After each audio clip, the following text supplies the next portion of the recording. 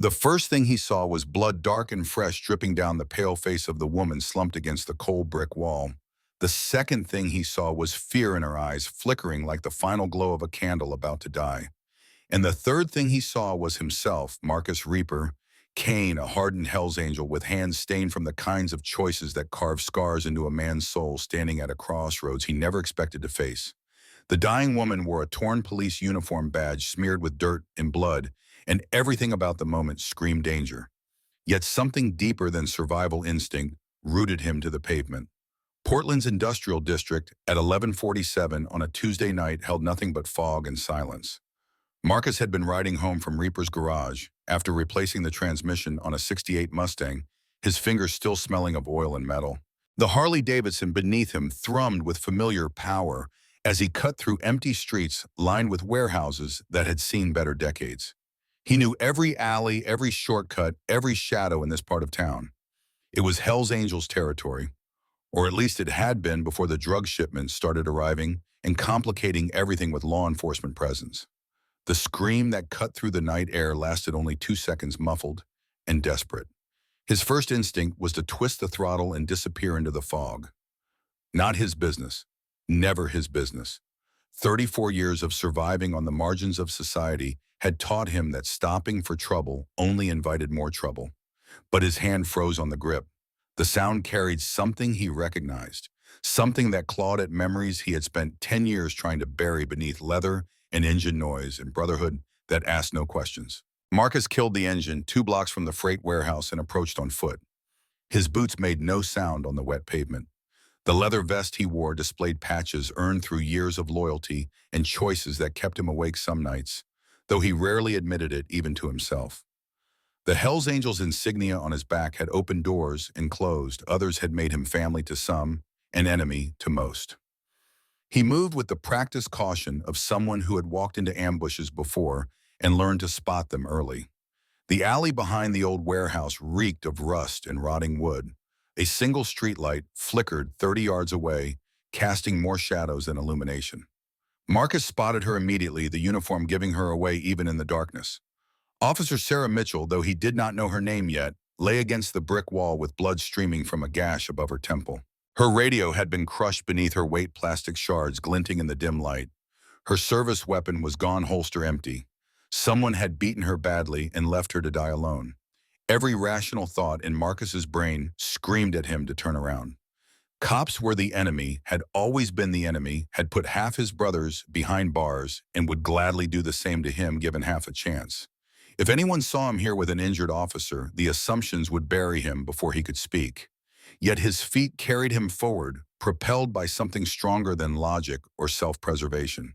He crouched beside her, and the world seemed to hold its breath. Her eyes found his face and widened with terror, then confusion, then something else he could not name. Recognition, maybe, or the desperate hope of a drowning person spotting driftwood. Blood soaked through her uniform shirt, spreading from wounds he could not yet assess. Her breathing came in shallow gasps that rattled like broken machinery losing rhythm. Marcus's throat tightened as memory crashed over him with brutal clarity. 10 years ago, different alley, different city, but the same desperate sound of someone dying. Lisa had been 16 walking home from the library with her backpack full of textbooks and dreams about veterinary school. The drunk businessman in his Mercedes never saw her, or claimed he did not, and the legal system believed expensive lawyers over grieving brothers. Marcus had been 24 racing through traffic after getting a neighbor's frantic call, arriving 4 minutes too late to do anything but hold her, as life drained away into the gutter. She had looked at him with the same terrified confusion now reflected in this police officer's eyes. The vest came off his shoulders without conscious decision. Marcus pressed the heavy leather against the head wound, applying pressure the way he had learned in some half-forgotten first aid course the club required years ago. Blood soaked into the fabric, immediately warm, and sticky staining patches he had earned through loyalty and violence and choices that defined him to the world. His hands moved on autopilot while his mind fractured between past and present, between the sister he failed and the stranger he refused to fail again. The officer's lips moved, forming words too quiet to hear.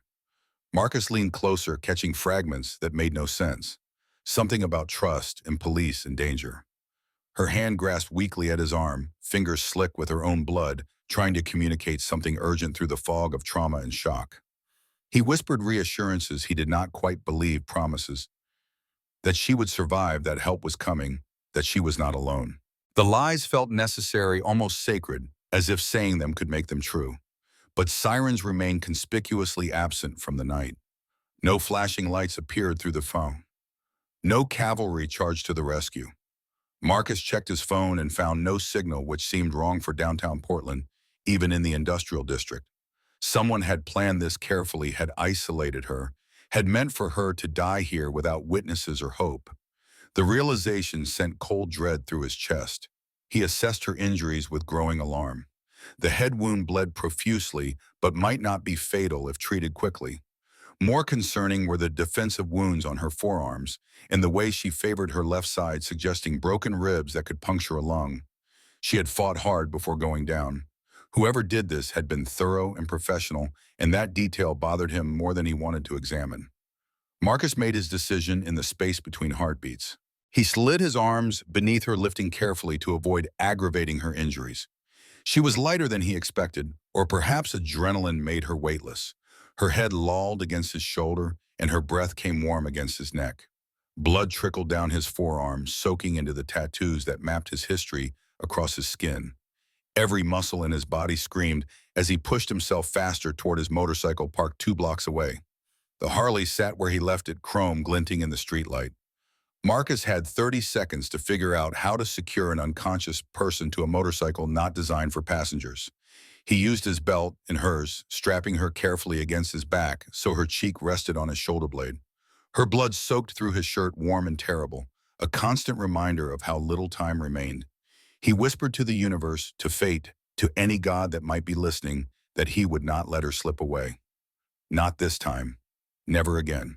The engine roared to life, and Marcus opened the throttle, speeding towards St. Vincent Medical Center on the east side.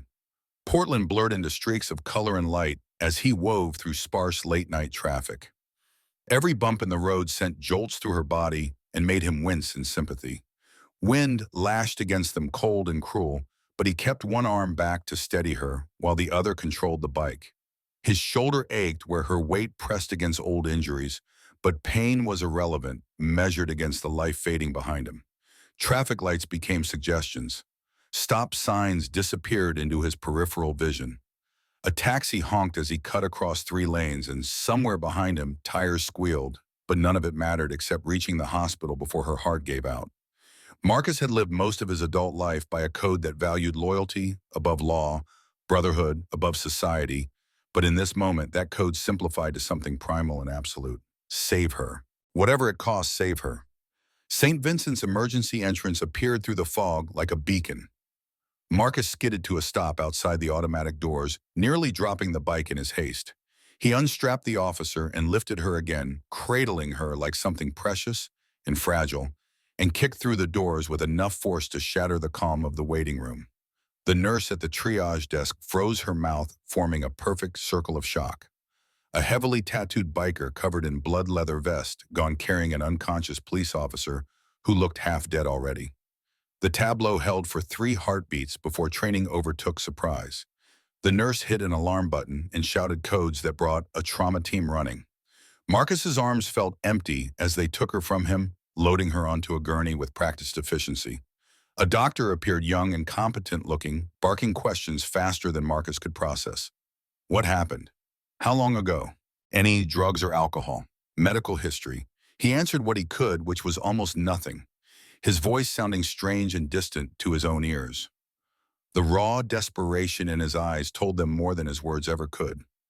These people dealt with trauma every night, had seen every variety of human suffering, and learned to maintain professional detachment, but something about the biker's expression cut through their armor. The doctor made eye contact and nodded once, a gesture of understanding or respect or simple acknowledgement that sometimes strangers became saviors when the system failed. They wheeled Sarah through double doors marked Trauma Bay, authorized personnel only, and Marcus was left standing in the fluorescent glare of the emergency room chest, heaving hands shaking with spent adrenaline. Blood covered his shirt and jeans, and arms dried and tacky in some places, still wet in others. He looked like he had committed murder rather than prevented one. Several people in the waiting room stared with expressions ranging from fear to fascination. A security guard approached with caution, hand near his radio but not quite reaching for it. Marcus raised his hand slowly, showing he was unarmed and not a threat.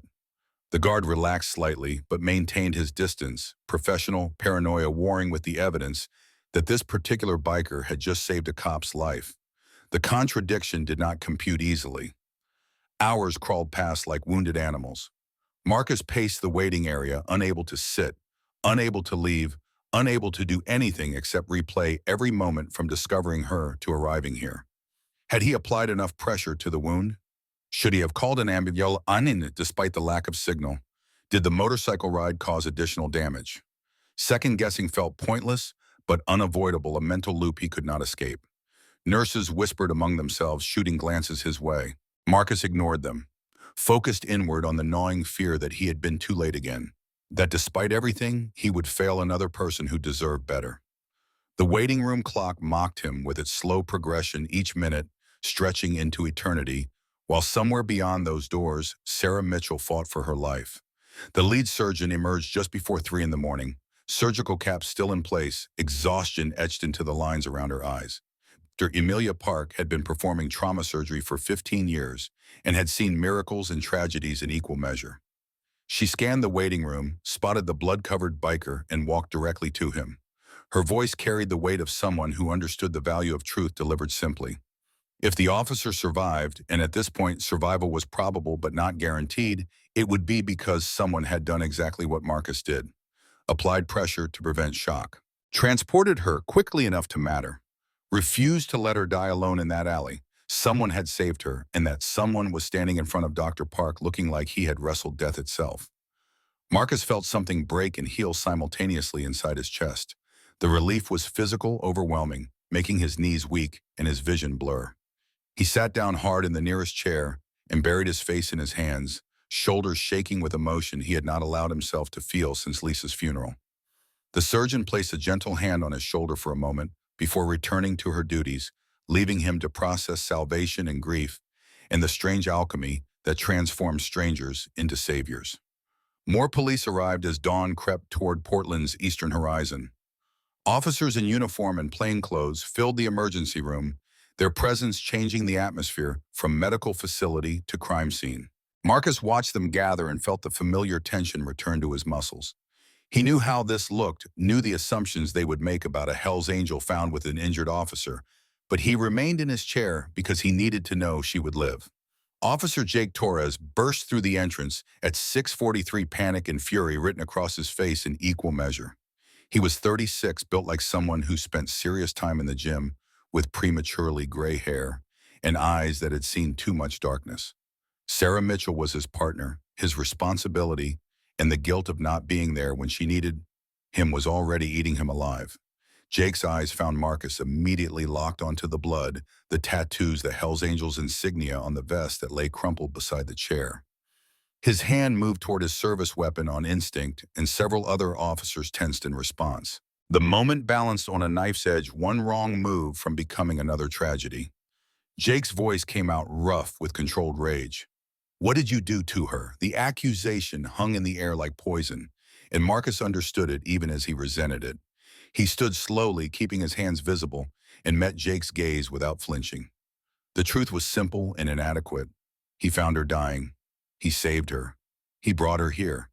But Jake had been a cop for 14 years, had learned to distrust simple explanations, especially from people whose lifestyle put them opposite the law.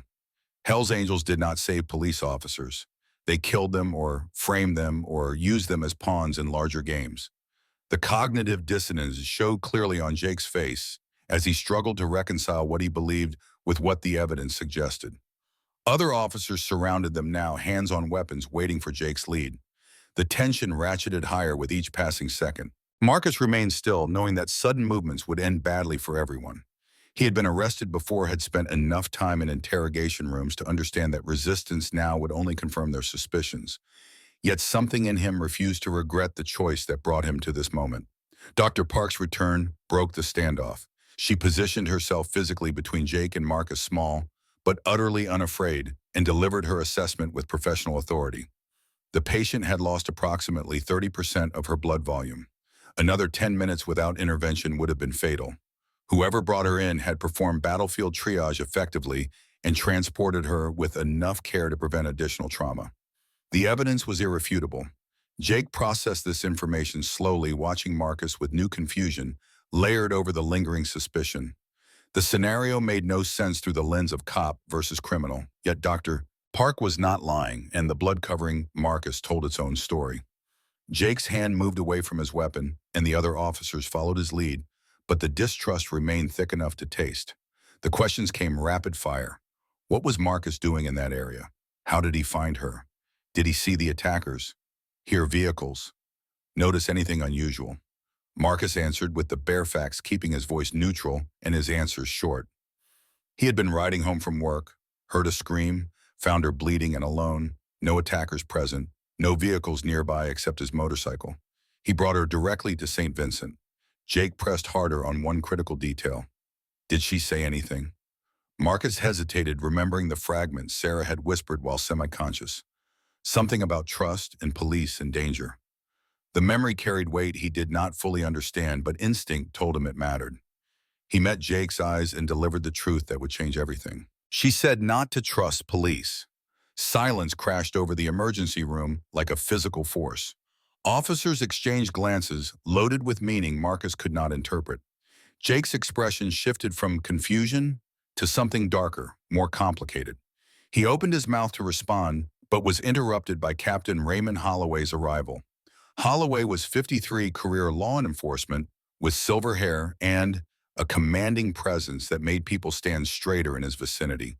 He had run the Portland Police Department's Major Crimes Division for 8 years, earning commendations and respect in equal measure. But something about the way his eyes swept over Marcus felt calculating rather than concerned, as if he were assessing a problem rather than investigating a crime. The captain's voice carried authority that brooked no argument. Marcus Kane needed to be held for questioning as a material witness and potential suspect. Due process required it, the law demanded it. Never mind that Marcus had saved an officer's life, that he had acted heroically when he could have simply ridden past. Holloway's logic was coldly bureaucratic, legally sound, and fundamentally wrong in ways that made Jake's jaw clench.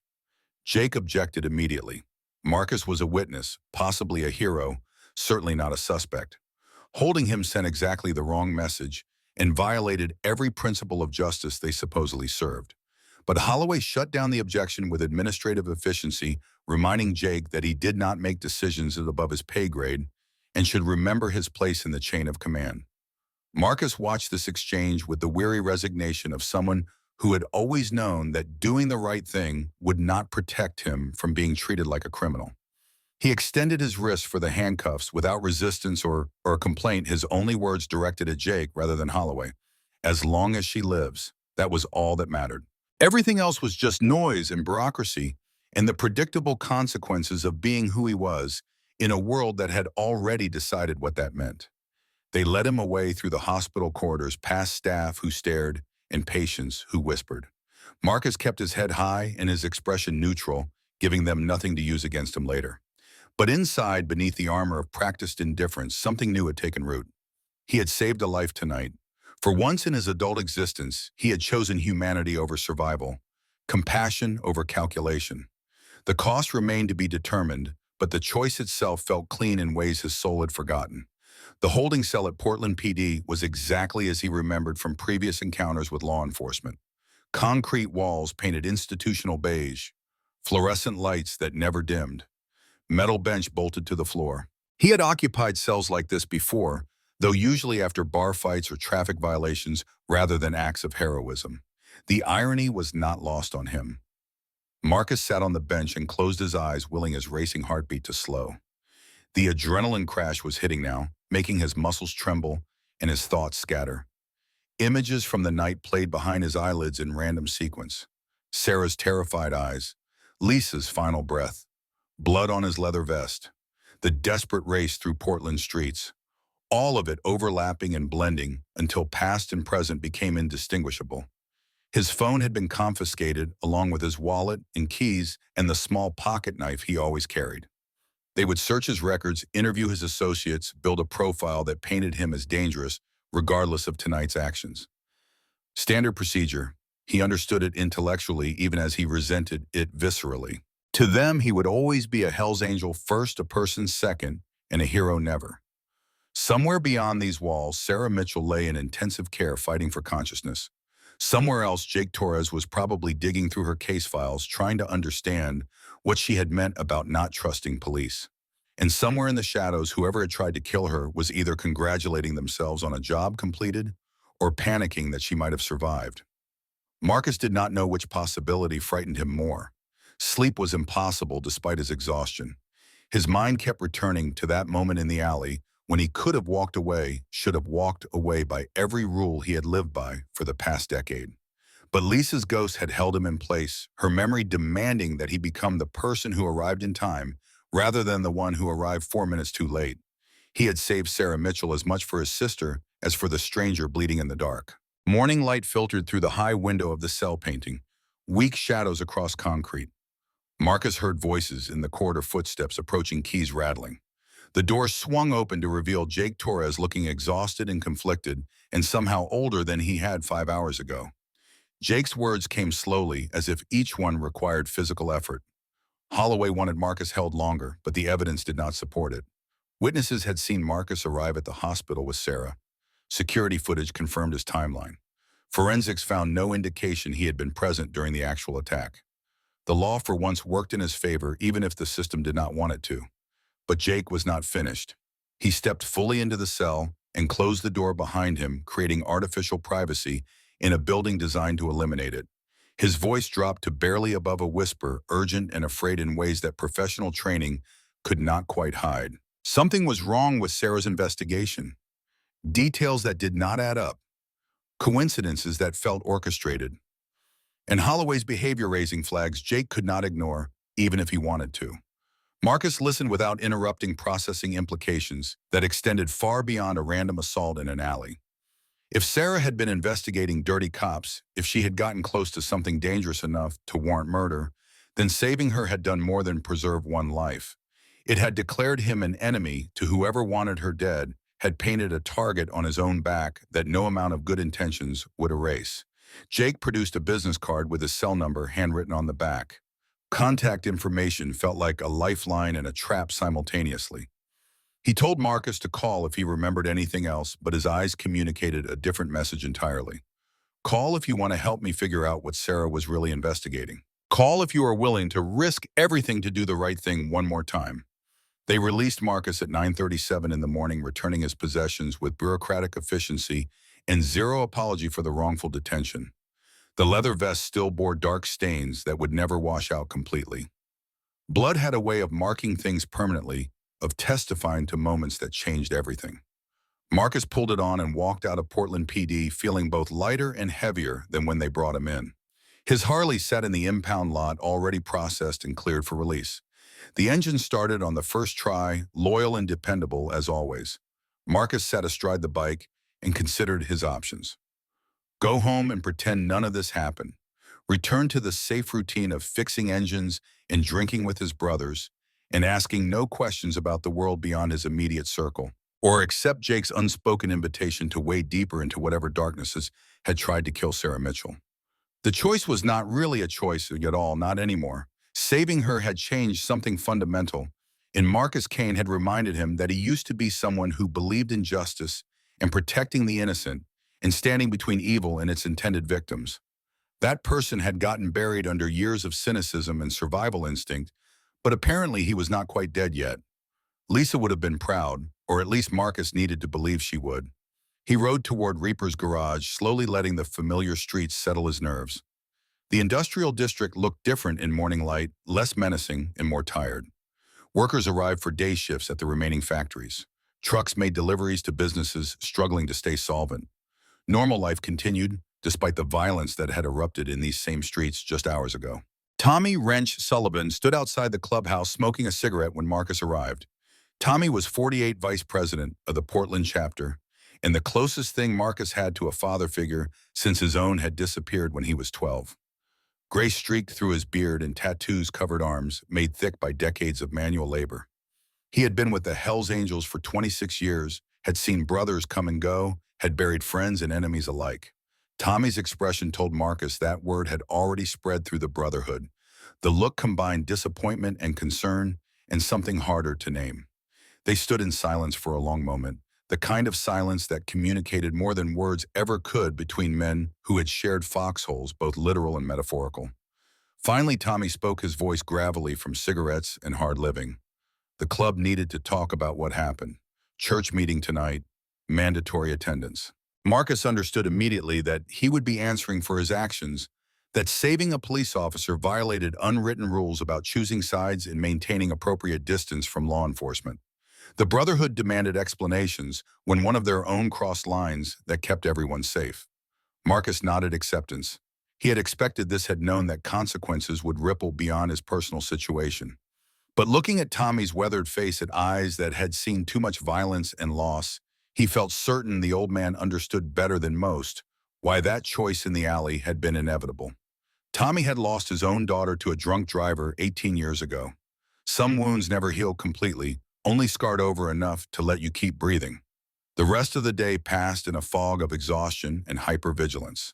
Marcus went through the motions of normal work, replacing brake pads on a pickup truck and diagnosing electrical problems in a sedan. But his thoughts remained miles away, circling back obsessively to Sarah Mitchell, and whether she had regained consciousness, to Jake Torres, and what secrets he was uncovering to Captain Holloway, and why his behavior felt wrong in ways Marcus could not articulate. News vans appeared in the industrial district by noon, drawn by the story spreading through Portland like wildfire. Hells Angel saves police officer. The headline practically wrote itself, paradoxical and irresistible to media hungry for redemption narratives in an age of division. Marcus refused all interview requests, declining through a combination of silence and deliberate intimidation that sent reporters scrambling back to their vehicles. But Derek "Ghost" Morrison, 28, and eager to prove himself within the Brotherhood, arrived at the garage around 3, with questions Marcus could not easily dodge. Ghost represented the younger generation of Hells Angels men who had joined for the rebellion and stayed for the belonging, who sometimes forgot that the patches on their vests had been earned through choices that demanded respect even in disagreement. Ghost wanted to know if the rumors were true, if Marcus had really saved a cop, if he understood what that looked like to outsiders and enemies alike. The questions came rapid fire, aggressive, challenging. Marcus let him finish before responding with a calmness he did not quite feel. Yes, he saved her. Yes, he understood the implications. No, he did not regret it. And Ghost needed to decide right now whether that answer was acceptable, because the conversation was over either way. The young man's face worked through several emotions before settling on reluctant admiration. He nodded once and left without another word, but Marcus knew the exchange would be reported at tonight's meeting. Everything would be reported, analyzed, debated. The Brotherhood operated on democratic principles even when discussing uncomfortable truths. Everyone got a voice. Majority ruled. And Marcus would have to defend himself before men whose respect he had spent 8 years earning. Evening arrived with Portland's characteristic gray skies and drizzling rain. Marcus cleaned up, changing into fresh jeans and a black t-shirt under his blood-stained vest. The stains had dried to dark rust, permanent reminders of the choice that had altered his trajectory. He looked at himself in the cracked mirror above the garage bathroom sink and barely recognized the man staring back. Same tattoos, same scars, same hard edges around the eyes. But something essential had shifted beneath the surface, some internal calibration that changed how he moved through the world. The clubhouse occupied a converted warehouse on the district's eastern edge, nondescript except for the motorcycles always parked outside and the surveillance cameras Tommy had installed after a rival gang tried to firebomb them 3 years ago. Marcus arrived 15 minutes early, habit born from years of military-style discipline the club demanded. Several brothers already gathered in the main room, drinking beer and playing pool, pretending tonight was like any other night. But the tension was palpable, electric, crackling through conversations that stopped when Marcus entered. He nodded greetings and received nods in return, careful acknowledgement that relationships had not been severed, even if they had been tested. Tommy stood near the bar with the club's president, Raymond Ray Jackson, both men watching Marcus with expressions difficult to parse. Church began at 8 sharp in the back room, reserved for official business. 23 members of the Portland chapter assembled around the long table, scarred by decades of cigarette burns and spilled whiskey. Protocol was observed with ritualistic precision. Ray called the meeting to order. Tommy read the agenda, and then all eyes turned to Marcus Kane sitting in his usual seat with hands folded on the table before him. Ray's voice carried authority earned through 30 years with the club and decisions that had kept them alive through gang wars and police crackdowns and internal conflicts that could have destroyed weaker organizations. He laid out the situation with brutal clarity. Marcus had saved a cop. That action, regardless of morality, complicated everything, created exposure, invited scrutiny, put the entire chapter at risk. Marcus was given opportunity to explain himself, to defend choices that had consequences beyond his personal situation. He stood slowly meeting the eyes of brothers who had ridden beside him through good times and bad men who would die for him and expected the same loyalty in return. His words came carefully, honestly, without apology or excuse. He told them about Lisa, about arriving too late 10 years ago, about the promise he made to himself and her memory. He described finding Sarah Mitchell bleeding out with the same terrified eyes his sister had worn in her final moments. He admitted that logic and self-preservation had screamed at him to walk away, but humanity demanded he stay. And he would make the same choice again, would accept whatever consequences the Brotherhood deemed appropriate, because some things mattered more than safety or reputation or even loyalty. Silence followed his explanation, heavy and evaluating. Several members shifted uncomfortably. Others nodded with understanding they had not expected to feel. Ghost looked conflicted, caught between admiration and the rigid thinking that came from inexperience. But Tommy's expression had softened just slightly in ways only someone who knew him well would notice. The debate that followed was vigorous and sometimes heated. Arguments ranged from practical concerns about police attention to philosophical questions about what the Brotherhood stood for beyond criminal enterprise and mutual protection. Marcus listened without defending himself further, trusting that he had either made his case or failed to. The vote would tell him everything he needed to know about where he stood. Ray called for the decision just before midnight. Show of hands for those believing Marcus should face consequences ranging from probation to loss of his patch. Then the opposite. Hands raised and were counted with solemn attention to accuracy and fairness. The result was close but clear. Marcus would keep his patch. The Brotherhood stood with him not because they necessarily agreed with his choice, but because they understood the burden of impossible decisions and the weight of promises made to the dead. Tommy spoke for the group when voting concluded. Marcus had honored the deepest principle of their code, had protected someone unable to protect themselves, had chosen courage over calculation. The specifics of the person saved mattered less than the character revealed by choosing to save it all. But moving forward, they needed to know everything. If there was more to this story, if Marcus had gotten himself tangled in something larger, the Brotherhood needed full disclosure to protect themselves collectively. Marcus agreed immediately. He shared what little he knew about Sarah's investigation, about her warning not to trust police about Jake Torres and Captain Holloway, in the sense that last night's attack had been planned rather than random. The room grew quieter as implications sank in. If dirty cops had tried to kill an officer investigating them, if Sarah's survival threatened powerful people, then Marcus had indeed made himself a target.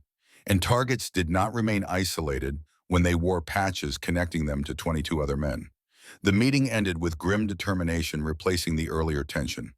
Whatever storm was coming, they would face it together. That was the promise, the foundation beneath all other rules. One brother's fight was every brother's fight. Marcus left the clubhouse feeling both grateful and guilty, supported and exposed. He had dragged his family into something dangerous because he could not leave a stranger to die. The morality was clear, even if the consequences remained uncertain. Rain continued falling as Marcus rode home cold and cleansing, washing some of the exhaustion from his mind, if not his body. He had been awake for nearly 40 hours running on adrenaline and coffee and the nervous energy that came from knowing sleep would bring nightmares. But eventually, even determination had limits. His apartment above Reaper's garage was small and sparse, containing little beyond a bed, a couch, and maintenance manuals stacked against every wall. Pictures of Lisa sat on the dresser in cheap frames frozen at 16 and forever younger than Marcus was now. He looked at her smile and wondered what she would think of the man he had become whether she would recognize her protective older brother beneath the tattoos and scars and accumulated damage. The shower ran hot enough to scald steam, filling the small bathroom until he could barely see. Marcus stood under the spray and watched Sarah Mitchell's blood swirl down the drain, mixing with his own dirt and sweat and the residue of choices that could not be washed away. His shoulder throbbed where she had pressed against it during the ride. His hands ached from gripping the handlebars so tightly. Small prices for keeping someone alive. He collapsed into bed at 2 in the morning, muscles finally surrendering to exhaustion. Sleep came hard and fast, dragging him under before he could resist. Dreams followed immediately, fragmented and visceral. Lisa reaching for him as the Mercedes struck. Sarah's eyes finding his in the alley. Blood spreading across concrete. Jake's conflicted expression. Holloway's calculating assessment.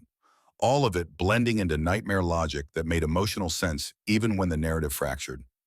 Marcus woke at dawn to his phone ringing, the tone harsh and insistent. He grabbed it without checking the caller ID, expecting Tommy or Ray Ray with updates about club business.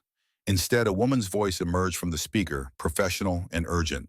This was St. Vincent Medical Center, calling about Officer Sarah Mitchell. She had regained consciousness an hour ago and immediately asked for Marcus Kane by name. If he wanted to visit, now would be appropriate before her family arrived and the situation became complicated. He was showering again within 60 seconds, pulling on clean clothes, forcing his exhausted body back into motion through sheer will. The hospital was 20 minutes away and traffic 15 if he pushed it. Marcus pushed it. Sarah Mitchell was awake and asking for him, specifically which raised questions he desperately needed answered. How did she know his name before tonight? What had she been investigating? And why did her survival feel like both victory and the beginning of something far more dangerous? St. Vincent's intensive care unit maintained quiet even during day shift changes. Marcus was directed to room 347 by a nurse who recognized him from last night's chaos. She offered a small smile that might have been gratitude or simple acknowledgement that heroes came in unexpected forms. He nodded thanks and approached Sarah's room with growing anxiety about how this conversation would unfold. She looked smaller in the hospital bed, diminished by injury and medical equipment. Bandages wrapped her head where Marcus had pressed his vest against the wound. IV lines snaked into both arms. Monitors beeped steady rhythms tracking vitals that had been critical 12 hours ago. But her eyes were open and alert, tracking his entrance with an intensity that suggested the beating had not diminished her mental acuity. Sarah's voice came rough from disuse and trauma, barely above a whisper. Thank you felt inadequate to the moment, but apparently necessary for her to say. Marcus moved closer to the bed, maintaining respectful distance, while close enough to hear without making her strain. He responded that she did not need to thank him, that any decent human would have done the same, though they both knew that was generous interpretation of human nature. But Sarah shook her head slightly, wincing at the movement. Not any decent human. Most people would have kept walking, especially someone like him saving someone like her. The words carried acknowledgement of the divide between them, the history that made his choice remarkable rather than expected. She reached out with trembling fingers and grasped his hand, her touch warm and alive, and impossibly fragile. Her next words changed everything, confirming fears Marcus had not quite allowed himself to articulate. She knew his name because she had been watching him for 2 weeks, photographing him near the warehouses, running background checks, building a case file. Sarah had assumed Marcus was involved in the drug trafficking she was investigating because he was Hell's Angels and the shipments came through territory they controlled. But her surveillance had revealed something unexpected. Marcus always left the warehouse district before shipments arrived, never interacted with the trafficking operation, just worked in his garage fixing cars and motorcycles for regular customers living regular lives. The pattern made no sense if he was part of the criminal enterprise, but made perfect sense if someone else was using Hell's Angels territory specifically to frame them for crimes they were not committing. The implications crashed over Marcus like ice water. Sarah had not been investigating Hell's Angels at all, not really. She had stumbled onto something larger. A corruption network that extended into Portland Police Department itself, and Marcus's proximity to the crime scenes made him a convenient scapegoat if anyone started asking uncomfortable questions. Saving her had done more than preserve one life. It had disrupted a carefully constructed frame that would have destroyed him and his brothers. Sarah's energy was fading exhaustion, pulling her back towards sleep. But she forced out one more critical piece of information. Her investigation had identified at least 7 dirty cops protecting drug shipments in exchange for payoffs that ran into 6 figures annually. She had evidence hidden where her partner, Jake Torres, could find it backup files documenting everything. And she believed Captain Holloway was not just involved, but running the entire operation. Marcus absorbed this with growing dread. If Holloway orchestrated Sarah's attempted murder, if he had tried to frame Marcus and failed, then both of them were in immediate danger. Holloway would not stop at one attempt. He had too much to lose, too much invested in keeping the corruption hidden. And now Sarah was awake, talking, remembering. As if summoned by the thought, footsteps approached in the corridor outside. Heavy and deliberate, carrying authority, Marcus recognized instantly. He moved instinctively between the door and Sarah's bed, protective stance, ingrained by years of fighting. The door swung open to reveal Captain Raymond Holloway, impeccable, in his dress uniform, expression carefully neutral. Holloway's eyes swept over the scene, cataloging Marcus's presence with obvious displeasure, barely masked by professional courtesy. His voice carried steel beneath superficial warmth. He needed to speak with Officer Mitchell privately, about the attack, about her investigation, about what happened in that alley. Marcus needed to leave immediately, but Sarah's weak voice cut through Holloway's authority. She wanted Marcus to stay, needed him to stay. Her testimony would include how he saved her, how he acted when others would have passed by. Holloway could record it all or leave and come back later with proper documentation. The choice was his. The tension stretched like overtuned guitar strings ready to snap. Holloway clearly wanted Marcus gone, needed him separated from Sarah before too much information was shared. But forcing the issue in front of a witness and potential hero would create problems even a captain could not easily navigate. He smiled without warmth and agreed to return later when Officer Mitchell was more recovered and capable of formal statements. As Holloway departed, his parting glance at Marcus carried unmistakable threat. This was not over, not by half. And Marcus understood with absolute clarity that he had made an enemy of someone who possessed both motive and means to destroy lives without leaving evidence. The game had escalated beyond simple survival into something resembling war. Sarah drifted towards sleep medications and exhaustion, overpowering her determination to stay conscious. Before she faded completely, she whispered one final instruction. Find Jake Torres, trust him, work together, because neither of them would survive what was coming if they tried to face it alone. Marcus left St. Vincent Medical Center through the staff exit, avoiding the main lobby where Holloway might have planted watchers. Morning had fully arrived, bringing gray Portland skies and the kind of drizzle that soaked through clothes without seeming substantial enough to justify an umbrella. His Harley waited in the parking structure, chrome dulled by moisture and shadows. The ride back to his garage felt longer than it should have.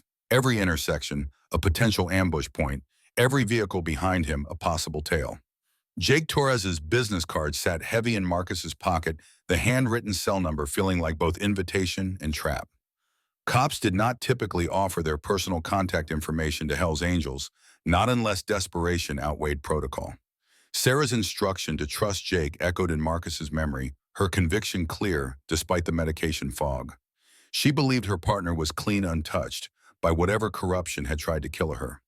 Marcus needed to believe it too, because the alternative left him completely isolated against enemies who wore badges and carried the law's authority as camouflage.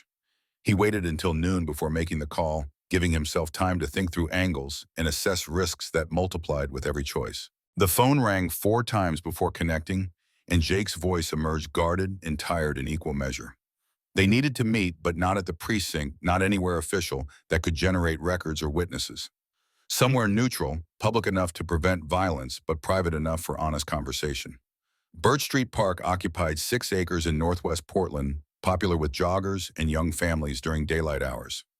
Marcus arrived early, parking his motorcycle where he could watch both entrances and maintain clear exit routes if the meeting turned sideways. Old habits from military service and years of surviving on society's margins made paranoia feel like common sense. He leaned against a massive oak tree that had probably witnessed a century of human drama and waited for Jake to either show up or confirm that trusting a cop remained the worst decision Marcus could make. Jake appeared at 8 minutes past the scheduled time wearing jeans and a blazer that did not quite conceal his service weapon. He approached with visible caution, hands visible body language, broadcasting that he was equally uncertain about this alliance. They studied each other for a long moment, two men from opposing tribes trying to decide if common enemies could forge temporary peace. Jake broke the silence first, his voice low enough that the nearest jogger passing 30 feet away could not overhear. Sarah had woken briefly that morning, coherent enough to tell him that Marcus saved her life and that Captain Holloway was dirty. Those two pieces of information changed everything Jake thought he understood about his department and his duty. But he needed more than Sarah's drugged assertions to move forward.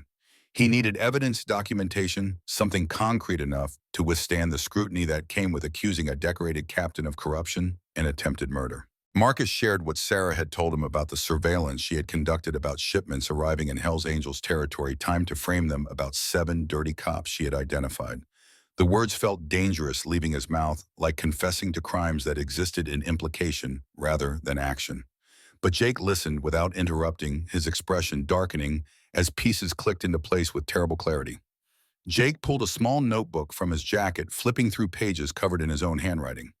He had started reviewing Sarah's recent activities after finding discrepancies in her case files, noticing that certain reports had been modified in the database after initial submission, discovering that her request for surveillance back up the night of the attack had been denied by Holloway personally. The pattern suggested someone systematically sabotaging her investigation while creating plausible deniability. And if Sarah was right about Holloway running the operation, then every resource of Portland Police Department could be weaponized against anyone who threatened to expose him. Marcus asked the question both of them were avoiding. Why was Jake willing to believe a Hell's Angel over his own captain? The answer came slowly, painfully extracted from loyalty that had been tested and found wanting. Because Jake had seen inconsistencies before, had noticed how certain cases disappeared or got reassigned, had watched good cops get pushed out while others climbed ranks despite mediocre performance. He had told himself it was politics and bureaucracy, the normal dysfunction of large organizations. But Sarah getting beaten nearly to death while Holloway tried to frame her savior made denial impossible. They circled each other verbally for another 10 minutes, testing boundaries and establishing rules for an alliance neither had sought. Jake could not officially work with Marcus without authorization that would never come. Marcus could not appear to be cooperating with police without destroying his standing among Hell's Angels. Yet both needed what the other could provide. Jake needed access to street-level intelligence that badges could not reach, and Marcus needed someone inside the department who could run searches and access files without triggering alarms.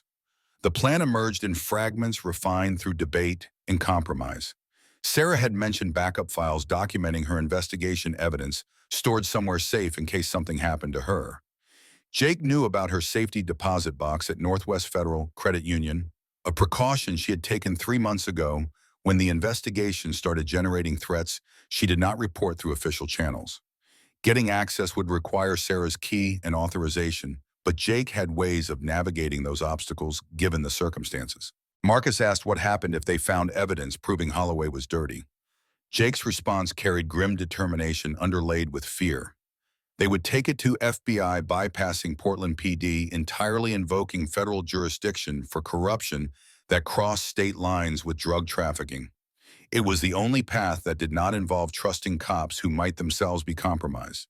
But timing mattered critically. Once they started moving, Holloway would know immediately and respond with everything at his disposal. Jake's phone buzzed with an incoming text that made his face drain of color. The message was short and devastating. Sarah's apartment had been broken into within the last hour, her laptop stolen along with file boxes from her home office. Someone had known exactly what to take, had moved quickly and professionally, leaving minimal evidence of forced entry. The violation was both practical and symbolic, destroying potential evidence while sending a message that nowhere was safe. Marcus felt his jaw tighten as implications cascaded. Whoever orchestrated the break-in had resources and knowledge beyond what street criminals could manage. This was coordinated, sophisticated, the work of people who understood investigations and knew how to erase trails before they could be followed. And if they had taken Sarah's primary files, the backup copies in her safety deposit box became exponentially more valuable and more dangerous to possess. Jake made the decision in seconds. They needed to retrieve that evidence now before Holloway realized it existed and found ways to intercept it. The credit union stayed open until 6 on weekdays, giving them less than 4 hours to navigate legal obstacles and extract files without drawing attention that could prove fatal. Marcus agreed immediately, understanding that hesitation would allow their enemies to close gaps and eliminate options. The ride across Portland felt surreal, Marcus following Jake's unmarked sedan, while maintaining enough distance to avoid appearing connected. They parked in different sections of the credit union lot and entered separately, civilians conducting mundane financial business that happened to coincide. Jake carried Sarah's key obtained from her personal effects at the hospital through a combination of authority and improvisation. Marcus waited near the currency exchange counter, watching for threats while trying to appear relaxed. Jake's conversation with the branch manager stretched longer than ideal, complicated by questions about Sarah's condition and authorization protocols designed to prevent exactly this kind of access. But eventually, bureaucracy yielded to circumstance and the sympathetic influence of a badge. The manager led Jake into the vault area while Marcus maintained his vigil, acutely aware of security cameras recording everything and the vulnerability of their position. 15 minutes passed like hours before Jake emerged carrying a metal document box that looked innocuous, but contained potential to destroy careers and lives. He walked past Marcus without acknowledgement, heading directly to his vehicle. Marcus followed 3 minutes later, taking a different exit and circling the block twice to ensure no surveillance. They rendezvoused at a Fred Meyer parking lot 6 blocks away, Jake transferring the box to Marcus's motorcycle saddlebag with movements quick enough to avoid drawing attention. Neither spoke about the significance of what had just changed hands. Marcus was now in possession of evidence that made him either crucial witness or primary target, depending on who found him first. Jake had violated department protocol and possibly broken laws designed to protect evidence chains. They were committed now beyond the point where retreat offered safety. Forward motion was the only option that did not guarantee destruction. Marcus suggested they review the evidence somewhere neither man's home nor workplace could compromise. His garage offered privacy and security, Hell's Angels territory that cops avoided and criminals respected. Jake hesitated visibly, his entire career built on maintaining clear boundaries between law enforcement and criminal organizations. But Sarah's life and the investigation's integrity overrode conventional wisdom. He agreed with the stipulation that he would come armed and leave at first sign of trouble. Reaper's garage at 4 in the afternoon held the comfortable clutter of ongoing projects. 2 cars sat on lifts, half-dismantled engines spread across workbenches, tools organized with the precision of someone who had learned that lost equipment cost time and money. Marcus led Jake up narrow stairs to his apartment above the shop, a space that reflected the same utilitarian philosophy as the garage below. Minimum comfort, maximum function, nothing to reveal the man who lived there beyond his dedication to machinery and solitude. Jake set the metal box on the small kitchen table that doubled as Marcus's dining and workspace. The lock opened with Sarah's key, revealing contents that represented months of dangerous investigation. Folders stuffed with photographs, printouts of financial records, spreadsheets documenting shipment schedules, USB drives presumably holding additional files. Sarah had been building a comprehensive case, methodical and thorough, the kind of work that earned promotions or ended careers depending on what it uncovered. They divided the materials, Jake taking financial documents, while Marcus examined photographs. The images showed police cruisers parked near the warehouses during known shipment times, officers whose presence could not be explained by normal patrol patterns, vehicles registered to cops appearing in locations that had no legitimate law enforcement purpose. Sarah had dated and time-stamped everything, creating a timeline that revealed coordination rather than coincidence. The financial records told a story that matched the photographic evidence. Offshore accounts linked through shell companies to officers on Portland PD deposits, timed to correspond with major drug shipments, amounts that dwarfed police salaries by factors large enough to eliminate innocent explanations. Jake recognized 7 names from the documents, including 2 sergeants and a lieutenant in addition to Captain Holloway. The corruption ran deeper and wider than either of them had feared. Marcus inserted one of the USB drives into his laptop, finding it required password protection. He tried obvious combinations without success before Jake suggested Sarah's badge number. That failed as well, but her sister's birthday worked, revealing folders organized by officer name and operation date. They opened the file labeled Holloway and found themselves watching video footage Sarah had recorded from her car during surveillance. The timestamp showed 3 weeks prior, late evening warehouse district location Marcus recognized from his daily commute. Holloway's personal vehicle pulled behind a building, and the captain emerged wearing civilian clothes. Another car arrived minutes later, expensive sedan with dealer plates from across the Columbia River in Washington. Two men exited, clearly Hispanic, moving with the confidence that came from carrying weapons and knowing how to use them. The audio was poor wind noise obscuring much of the conversation, but fragments came through clearly enough to damn everyone involved. Payment schedules, territory agreements, law enforcement protection extending into federal jurisdiction, Holloway promising to handle any investigations that threatened the operation, specifically mentioning Sarah Mitchell as someone who had been asking uncomfortable questions. The cartel lieutenant's response was equally clear. Handle it permanently or lose protection from competitors who would gladly pay for police cooperation. Jake paused the video at moment, showing Holloway accepting an envelope thick with what could only be cash. His face reflected the nausea Marcus felt watching a decorated captain betray everything his badge supposedly represented. This was not ambiguous or deniable. This was documentary evidence of conspiracy, corruption, drug trafficking, an implicit threat against an officer who later ended up beaten nearly to death. Marcus asked the question that had been growing since they started reviewing evidence. How many others in the department knew? How deep did the compromise extend? Could they trust anyone besides themselves and Sarah? Jake's answer was brutally honest. He did not know, could not be certain, had to assume anyone might be dirty until proven otherwise. That paranoia was justified and exhausting in equal measure, isolating them even as it kept them alive. They spent another hour examining files, building mental map of the operation's scope.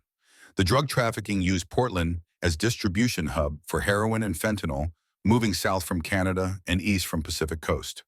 Monthly volumes ran into tens of millions in street value, with protection payments to corrupt cops taking roughly 15% off top. The operation had functioned smoothly for at least 5 years, likely longer, protected by institutional authority that made investigation nearly impossible from inside the system. Jake's phone rang at 637 Hospital, calling to inform him that Sarah had suffered complications.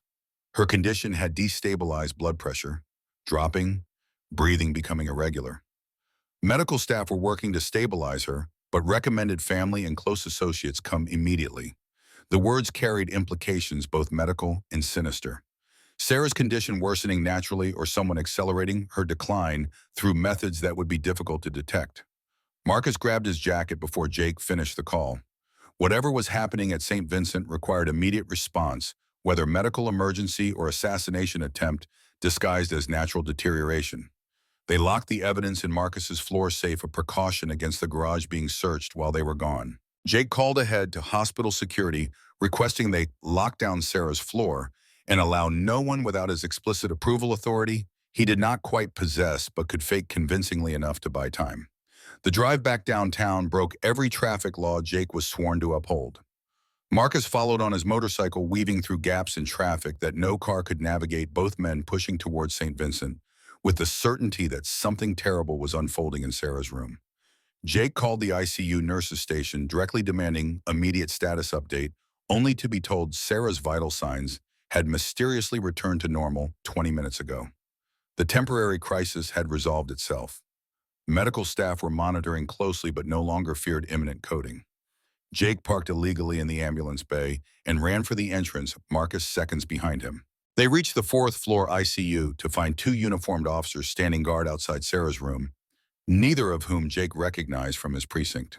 Their presence felt wrong, unauthorized, suspicious, in ways that made Jake's hand drift toward his concealed weapon. He demanded identification and explanation for their presence, using tone that conveyed authority he hoped they would not question. The officers claimed they had been assigned by Captain Holloway for Sarah's protection, rotating shifts to ensure her safety until she recovered enough for transfer. But Jake had not been informed of any protection. Detail had received no department communication about additional security. And if Holloway wanted Sarah protected, deploying officers who worked directly under his command created opportunities for harm disguised as care. Marcus stayed back, recognizing his presence would complicate the confrontation. But he watched everything, cataloging faces and body language, and the way both officers kept their hands near weapons. These were not men providing protection. These were men waiting for opportunity, for the moment when killing Sarah could be executed without witnesses or evidence linking back to whoever gave the order. The standoff broke when Dr. Amelia Park emerged from Sarah's room, and exhaustion and frustration etched across her features. She informed Jake that someone had accessed the medication computer systems and entered orders that would have delivered a near-lethal dose of morphine to Sarah's IV. Only a vigilant nurse double-checking the prescription against Sarah's chart had caught the discrepancy. Hospital administration was investigating the security breach, but preliminary review showed the orders had been entered using legitimate credentials from a doctor who was currently on vacation in Hawaii. Jake's face hardened into something dangerous. He ordered both uniformed officers to leave immediately, radioing for backup. He actually trusted to secure Sarah's room. The officers protested, citing Holloway's authority, but Jake invoked rank he did not have and determination that made arguing seem unwise. They left with backward glances that promised consequences, disappearing into the elevator, while Jake positioned himself directly outside Sarah's door. Marcus understood immediately that staying at the hospital was suicide for everyone involved. Holloway knew they had the evidence by now, would be moving to eliminate loose ends before his operation could be fully exposed. St. Vincent was compromised, too many access points, too many potential assets who could be leveraged or bribed. They needed to move Sarah somewhere safe, somewhere unexpected, somewhere that dirty cops would not think to look. The suggestion came out before Marcus fully considered its implications. Bring her to Reaper's garage. He could secure the space, had brothers who would die protecting anyone inside Hell's Angels territory, could provide safety that hospitals and police stations could not guarantee. Jake looked at him like he had proposed something insane, which was accurate assessment of the plan. But as seconds ticked past and alternative options failed to materialize, the insanity started resembling their only viable choice. Dr. Park pulled Jake aside for urgent conversation that Marcus could not overhear, but could read through body language and facial expressions. Sarah was stable enough for transport if absolutely necessary, though moving her against medical advice carried risks that should not be taken lightly. But the doctor had been in emergency medicine long enough to recognize when standard protocols failed to address extraordinary circumstances. If Jake believed Sarah's life was in danger at the hospital, Dr. Park would not prevent them from taking protective measures, even if those measures violated every rule in her facility's policy manual. The logistics came together with improvised precision. Jake would take Sarah in his vehicle, disguising the departure as routine transfer for additional testing. Marcus would prepare the garage, clearing his apartment to accommodate medical equipment and creating defensible perimeter. Dr. Park provided portable monitoring equipment and enough medication to manage Sarah's immediate needs, along with detailed instructions for emergency scenarios that made Marcus's earlier confidence feel dangerously optimistic. They moved at 9:15 after full darkness provided cover and shift changes created windows of reduced attention. Jake wheeled Sarah out through service corridors, Marcus running interference to ensure their path stayed clear. She was semi-conscious, aware enough to register what was happening, but too weak and medicated to protest. Her eyes found Marcus's face as they loaded her into Jake's sedan, and something passed between them that transcended words or explanations. Trust fragile and absolute, binding strangers into alliance forged through shared danger. The drive to the industrial district took 23 minutes of constant vigilance, checking mirrors and watching for tails and preparing for ambush at every intersection. Marcus led the ways on his motorcycle, Jake following with Sarah secured in the back seat, both of them understanding that this journey either saved her life or delivered her directly into the hands of people who had already tried to kill her once. Reaper's garage at night looked like exactly what it was, a Hell's Angels stronghold in territory where normal rules did not apply. Tommy and 3 other brothers were waiting outside when Marcus arrived, having received his call 30 minutes earlier, requesting backup without explanation. Their expressions shifted from curiosity to confusion to grim determination as Jake pulled up with an unconscious police officer bleeding through hospital bandages. Tommy's question was simple and loaded with implications.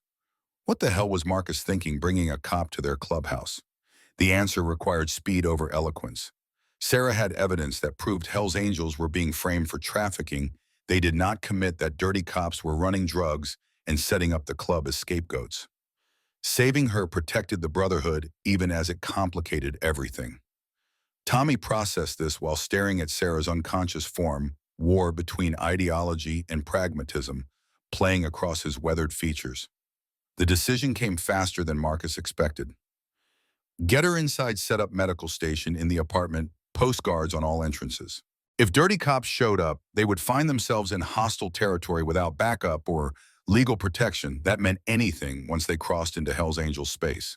Tommy made calls summoning more brothers, establishing perimeter security that transformed the garage from business to fortress. They carried Sarah upstairs, carefully settling her on Marcus's bed after stripping away everything except sheets and pillows. Jake set up monitoring equipment while Marcus stood uselessly by, feeling completely out of his depth in medical situations, but unwilling to leave the room. Sarah's breathing remained steady despite the ordeal of transport, her vitals acceptable, if not ideal. Dr. Park had given them 72 hours before serious complications would require hospitalization regardless of external threats. Jake finally looked at Marcus with expression that mixed exhaustion and reluctant admiration. This was completely insane, violated every protocol and regulation designed to keep officers safe. But if the alternative was letting Holloway finish what he started, insanity became reasonable strategy. They were committed now to an alliance that would either expose corruption or get them all killed. Probably both. Marcus left Jake watching over Sarah and descended to the garage level where Tommy waited with Derek and two other brothers, whose names Marcus had known for years but suddenly felt distant from. The explanation required more detail than his earlier abbreviated version, walking them through Sarah's investigation and the video evidence proving Hell's Angels were being framed. Tommy listened in silence that grew more dangerous as implications became clear. The club had operated for decades on principle that they controlled their own destiny, answered to no authority beyond their own brotherhood. Discovering that dirty cops had been using their territory and reputation as cover, while planning to destroy them with false prosecution, created fury that made earlier conflicts seem trivial. Tommy's response was immediate and violent in suggestion. Find Holloway and anyone working with him, deliver justice that courts would never provide, send message that Hell's Angels protected their own. But Marcus argued for restraint they had never practiced before. Killing cops, even dirty ones, would bring federal response that would end the club. Better to expose the corruption publicly, let the system devour itself, prove Hell's Angels were victims rather than perpetrators. The logic was sound, even if it felt weak against the anger demanding immediate blood. Tommy agreed reluctantly, but stipulated that if diplomacy failed, traditional solutions remained available. Derek asked the question everyone was thinking: what happened when Holloway figured out where they had hidden Sarah? The garage was defensible but not impregnable, would become target for whatever force Holloway could assemble without revealing his corruption. Marcus had considered this, already had accepted the risk when he made the offer. If it came to open conflict, they would fight. And win or lose, Sarah Mitchell would know she had not been abandoned a second time. The night stretched long as they established watch rotations and reviewed contingency plans. Marcus returned upstairs to find Jake dozing in the chair beside Sarah's bed weapon, still holstered but hand resting near it. The scene carried intimacy that had nothing to do with romance and everything to do with soldiers in foxholes, people bound by shared danger into relationships that defied normal categories. Marcus made coffee in his small kitchen, the ritual providing illusion of normalcy. When he returned, Jake was awake again, studying Sarah's face like it held answers to questions he had not yet learned to ask. They sat in silence for long minutes before Jake spoke, voice quiet enough to avoid waking her. He had been a cop for 14 years, believed in the system despite its flaws, thought that good officers outweighed the bad. Finding out his own captain was dirty, that colleagues he trusted were complicit in murder and trafficking, shattered foundations he had built his identity upon. Marcus understood that loss more thoroughly than Jake probably realized. The Hells Angels had given him belonging after his sister died, brotherhood that replaced family, destroyed by grief. But that belonging came with costs measured in compromised morality and choices that haunted him in quiet moments. Saving Sarah had reminded him that he used to be someone who believed in protecting innocence rather than surviving through violence and intimidation. That person still existed somewhere beneath the patches and tattoos waiting for permission to emerge. Sarah stirred in the bed, consciousness returning in fragments. Her eyes opened slowly, taking in the unfamiliar room with confusion that sharpened into alarm. Jake was beside her, immediately explaining in soothing tones where she was and why. Marcus hung back, giving them space for reunion that carried relief and recrimination in equal parts. She had nearly died because she kept pushing an investigation that everyone told her to abandon, and she would push again as soon as she was strong enough, because that was who Sarah Mitchell was at her core. When she finally focused on Marcus standing in the doorway between bedroom and kitchen, her expression softened into something he could not name but felt dangerous to acknowledge. Gratitude was insufficient, respect did not capture it, connection implied relationship that did not exist between them. Yet something had formed in that alley and grown through the chaos, since binding them in ways that transcended the boundaries society drew between criminal and cop. Her voice came stronger than expected despite the trauma and medication. She wanted to see the evidence they had retrieved, needed to review what she had compiled, and determine next steps. Jake protested weakly that she needed rest more than she needed work, but Sarah's determination overrode medical wisdom. This was her investigation, her life's work for the past 3 months, and she would not be sidelined while others decided her fate. They spent the next 2 hours with laptop balanced on Sarah's knees, reviewing files and photographs, while she provided context Jake and Marcus had been missing. Each corrupt officer had specialized role in the operation. Some provided schedule information about department activities. Others ensured evidence disappeared or investigations got redirected. Holloway coordinated everything, made decisions about which shipments moved when collected payments, and distributed them according to hierarchy that mirrored legitimate police structure. But the file that changed everything was buried in subfolder Sarah had encrypted with her mother's maiden name and her father's military service number. Video footage from 6 months ago showing Holloway meeting with someone she had not been able to identify at the time, conversation too distant for her directional microphone to capture clearly. Jake enhanced the audio using software on his phone, filtering background noise until words emerged with devastating clarity. The unidentified man was discussing expansion plans, moving operation into Washington and Northern California, increasing volumes by 300% over next 18 months. And he wanted assurances that Portland Police Department could handle the increased scrutiny that came with growth. Holloway's response was confident and chilling. He owned enough cops to control any investigation, had leverage over district attorney's office, could make problems disappear before they became threats. The only concern was officers like Sarah Mitchell, who were too idealistic or too stupid to understand how the world really worked. Marcus watched Jake's face crumble as the full scope of betrayal became undeniable. This was not a few bad cops skimming off drug dealers.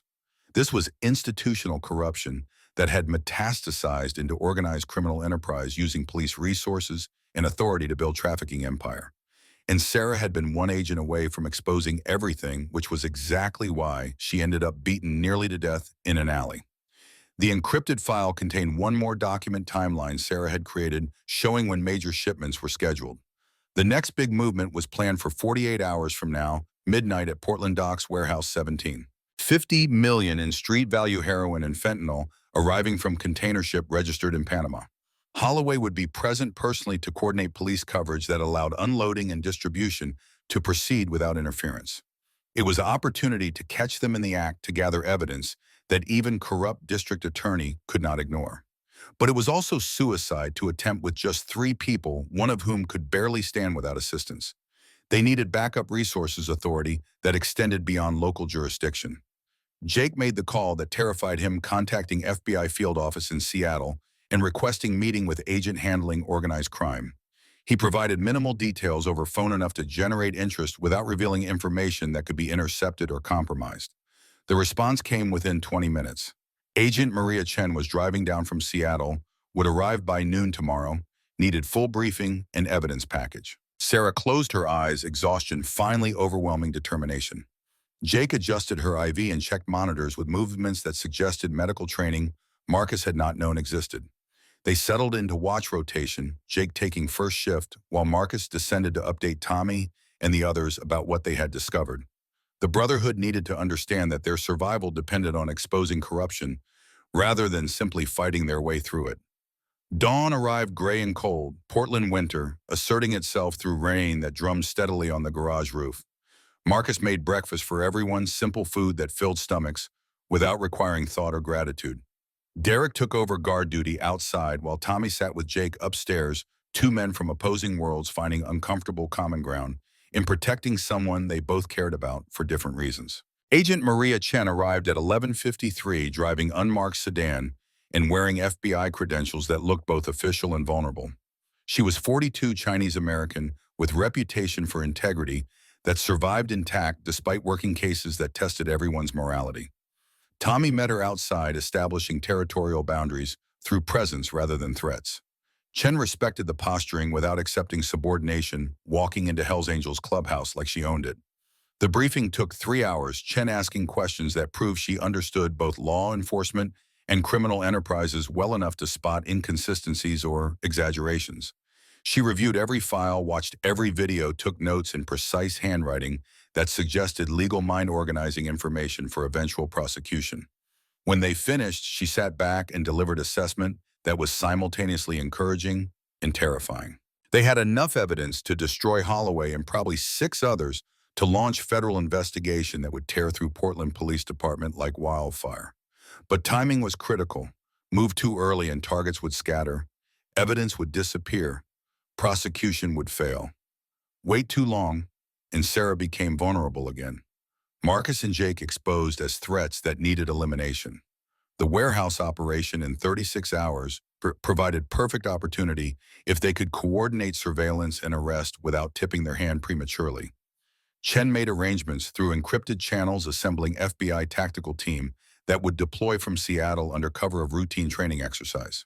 Local authorities would not be notified until the moment of arrest, preventing Holloway from receiving warning through his network of compromised officers. Jake would participate under temporary federal deputization. Marcus and the Hells Angels would maintain perimeter security, preventing escape or interference from cartel enforcers who might be present. Sarah insisted on being part of the operation despite her injuries and everyone's objections. This was her investigation, her evidence, her right to see it through to conclusion. Chen agreed cautiously, stipulating that Sarah would remain in command vehicle away from direct action. The compromise satisfied no one but reflected reality that Sarah Mitchell would be present regardless of official approval. The final 30 hours before the operation passed intense preparation. Marcus worked on motorcycles with hands that knew engines better than emotions, trying to quiet anxiety through familiar rituals. Jake divided time between Sarah and phone calls, coordinating with Chen's team. Sarah pushed herself through recovery faster than medical science suggested was possible, driven by need to see this finished before Holloway found another way to silence her permanently. Tommy pulled Marcus aside the evening before everything would either succeed or explode catastrophically. The old biker's face carried concern that went deeper than tactical anxiety. He asked if Marcus understood what he was risking, how saving one cop had transformed him into someone the Brotherhood might not recognize anymore. Marcus considered the question seriously before responding with truth that felt both liberating and terrifying. He had spent 10 years trying to be someone Lisa would not recognize, burying himself in rebellion and violence that dulled the pain of losing her. Saving Sarah had reminded him of the brother Lisa had loved, the person who believed in protecting innocence rather than surviving through isolation. If that transformation cost him his place among Hell's Angels, maybe it was price worth paying for reclaiming humanity he had thought permanently lost. Tommy nodded slowly, recognition passing between them. He told Marcus about his own daughter, killed by drunk driver 18 years ago, about the rage and helplessness that drove him into the club seeking family that would never abandon him. But he had never gotten chance to save anyone, had never stood at crossroads where choosing right meant risking everything. He envied Marcus that opportunity, even as he feared the consequences. The night before the operation, Marcus found Sarah sitting up in bed reviewing files one more time, despite exhaustion that made her hands shake. He brought her tea, sat in the chair Jake usually occupied, and they talked about things that had nothing to do with corruption or investigations. She told him about growing up in small-town Oregon, about parents who were disappointed she became cop instead of lawyer, about ex-boyfriend who could not handle the danger her job entailed. He told her about Lisa, about the garage and motorcycles that saved him when grief threatened to destroy him, about the brotherhood that gave him belonging, at cost of compromising his better angels. Sarah's observation was quiet but devastating. He was not the criminal the patches suggested. Maybe he had been once, maybe he had done things he regretted. But the man who saved her in that alley was someone who deserved better than the life he had settled into. Marcus wanted to disagree, to defend choices that defined him to the world. But her eyes held conviction that made arguments feel hollow. Maybe she was right. Maybe saving her had been first step towards saving himself. The morning of the operation arrived with fog so thick it swallowed the industrial district, turning familiar streets into alien landscape where sound carried strangely and visibility extended barely past arm's length.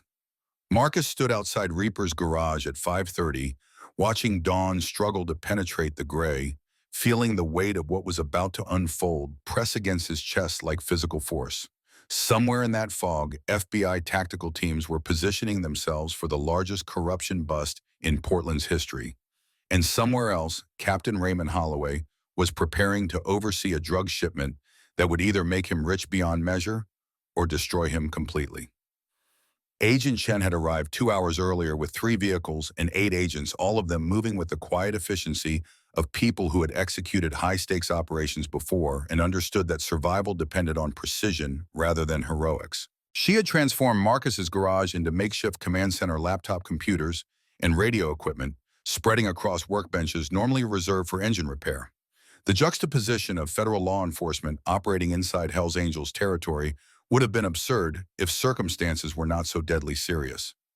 Sarah sat in the command vehicle wearing borrowed FBI windbreaker over her hospital clothes, monitoring equipment that tracked both the tactical team and the targets they were hunting. Her face still showed bruises from the beating that had nearly killed her, yellow and purple shadows that mapped out violence onto skin. But her eyes burned with focus that transcended pain or exhaustion, fixed on screens showing real-time surveillance of Warehouse 17 where tonight's shipment would arrive. Jake stood beside her, officially deputized and armed with federal authority that superseded his Portland PD credentials, looking simultaneously terrified and grimly determined. Tommy had assembled 15 Hells Angels positioned in a perimeter around the dock area, blocking escape routes while maintaining plausible deniability about their involvement in law enforcement operation. The arrangement satisfied no one but reflected reality that sometimes justice required alliances between groups who had spent decades treating each other as enemies. Derek and 3 younger members held the Southern Access Road engines quiet but ready to roar into blocking positions if anyone tried to flee. The old territorial instincts had been repurposed toward protecting rather than threatening, and the transformation felt significant even if temporary. Chen briefed the combined teams one final time, her voice carrying authority that made everyone stand straighter, despite their various backgrounds and jurisdictions. The operation would proceed in 3 phases. First, they would allow the shipment to arrive and begin unloading, establishing clear evidence of trafficking. Second, they would move in simultaneously from 4 directions, cutting off escape, while documenting everything on body cameras that would provide irrefutable proof for prosecution. Third, they would secure the scene and begin arrests, prioritizing Holloway and the cartel representatives before moving to the lower-level participants. The plan was solid, thorough, backed by resources that dwarfed anything local police could muster. But plans only survived until first contact with chaos, and everyone in that garage understood that midnight would bring violence and confusion that no amount of preparation could completely prevent. Marcus caught Sarah's eye across the crowded space and saw his own fear reflected back at him, mixed with resolve that made her injuries irrelevant compared to the determination driving her forward. But before the warehouse operation could proceed, Chen delivered news that changed their immediate priorities. A witness had come forward, someone who could provide testimony linking Holloway directly to Sarah's attempted murder.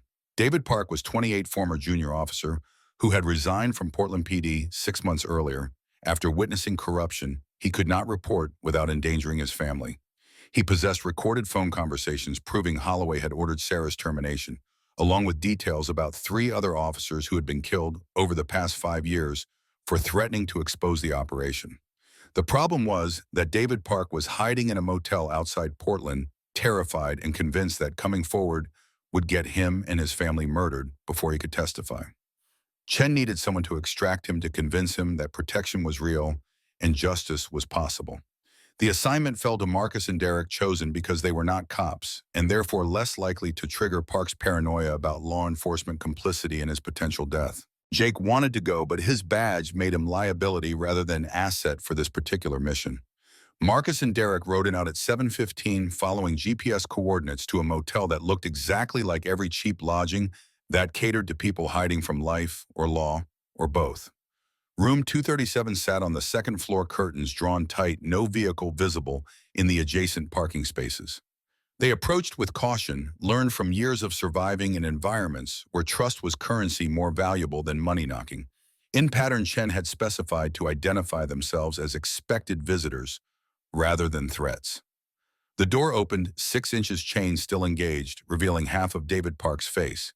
He looked younger than 28, exhaustion and fear aging him in ways that had nothing to do with calendar. His voice came out tight with barely controlled panic. How did he know they were not working for Holloway, that this was not an elaborate trap designed to locate him before killing him and everyone he loved? Marcus understood the paranoia completely, had lived enough years on the wrong side of law to recognize when someone was genuinely terrified versus performing fear for manipulation. The answer Marcus provided was simple and irrefutable. If Holloway wanted him dead, he would already be dead. The captain had resources to find anyone in Portland contacts to make people disappear without investigation. But David Park was still breathing, still hiding, which meant Holloway did not know his location yet. That advantage would not last forever. Coming with them offered protection that running alone could never provide. The logic was cold but effective, cutting through panic to reach the survival instinct underneath. Derek added his own perspective, rough-edged and surprisingly persuasive. They were Hell's Angels, not exactly known for following rules or protecting cops. But dirty cops had been framing the Brotherhood for crimes they did not commit, and that created common cause more powerful than traditional antagonisms. Sometimes enemy of your enemy became temporary ally, and this was one of those times. Park needed to decide whether fear of what might happen outweighed certainty of what would happen if he stayed paralyzed. The decision took 3 minutes of silence, heavy enough to crush. Then the chain rattled free, and David Park emerged carrying a laptop bag and wearing the hollow expression of someone who had accepted that survival required risks greater than hiding. Marcus and Derek flanked him, walking to their motorcycles, hyper-aware of vehicles in the lot and windows overlooking their position. The vulnerability was acute, 3 people completely exposed to anyone watching with intent to kill. They were 50 yards from the bikes when Derek spotted the sedan pulling into the motel parking lot, moving too deliberately to be coincidence. 2 men inside, both wearing sunglasses despite the overcast morning, scanning the second floor like they were searching for specific room number.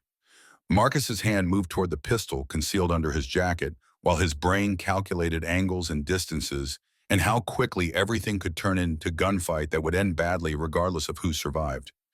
Derek moved first, positioning himself between Park and the sedan while pulling his own weapon with practiced speed. His voice carried across the parking lot, loud enough to be heard but controlled enough to avoid sounding panicked. The men needed to identify themselves immediately or things would get complicated. The driver responded by reaching under his jacket in movement that telegraphed hostile intent clearly enough to eliminate ambiguity. Marcus pushed Park toward cover behind a parked truck, while Derek opened fire 3 rounds that shattered the sedan's windshield and sent both occupants diving for protection. The gunfight lasted less than 30 seconds, but felt eternal muzzle flashes and breaking glass and the particular terror that came from trading bullets with people who wanted you dead. Marcus emptied his magazine toward the sedan while dragging Park toward the motorcycles, covering distance through combination of speed and suppressive fire. Derek provided covering fire from behind a concrete pillar, his accuracy forcing the 2 shooters to stay down rather than pursuing. They reached the bikes with Park between them, engines roaring to life as return fire sparked off chrome and punched holes through Marcus's saddlebag. The Harleys accelerated out of the parking lot at speed that would have been suicidal under normal circumstances, but felt necessary given the alternative. Marcus checked his mirrors constantly, watching for pursuit, while simultaneously calling Chen to report that David Park's location had been compromised, and they were coming in hot with hostiles potentially following. The ride back to the garage took 12 minutes that added years to Marcus's life expectancy through pure stress. Derek pulled alongside Park, physically shielding him with his own body, in gesture of protection that went beyond tactical necessity into something approaching nobility.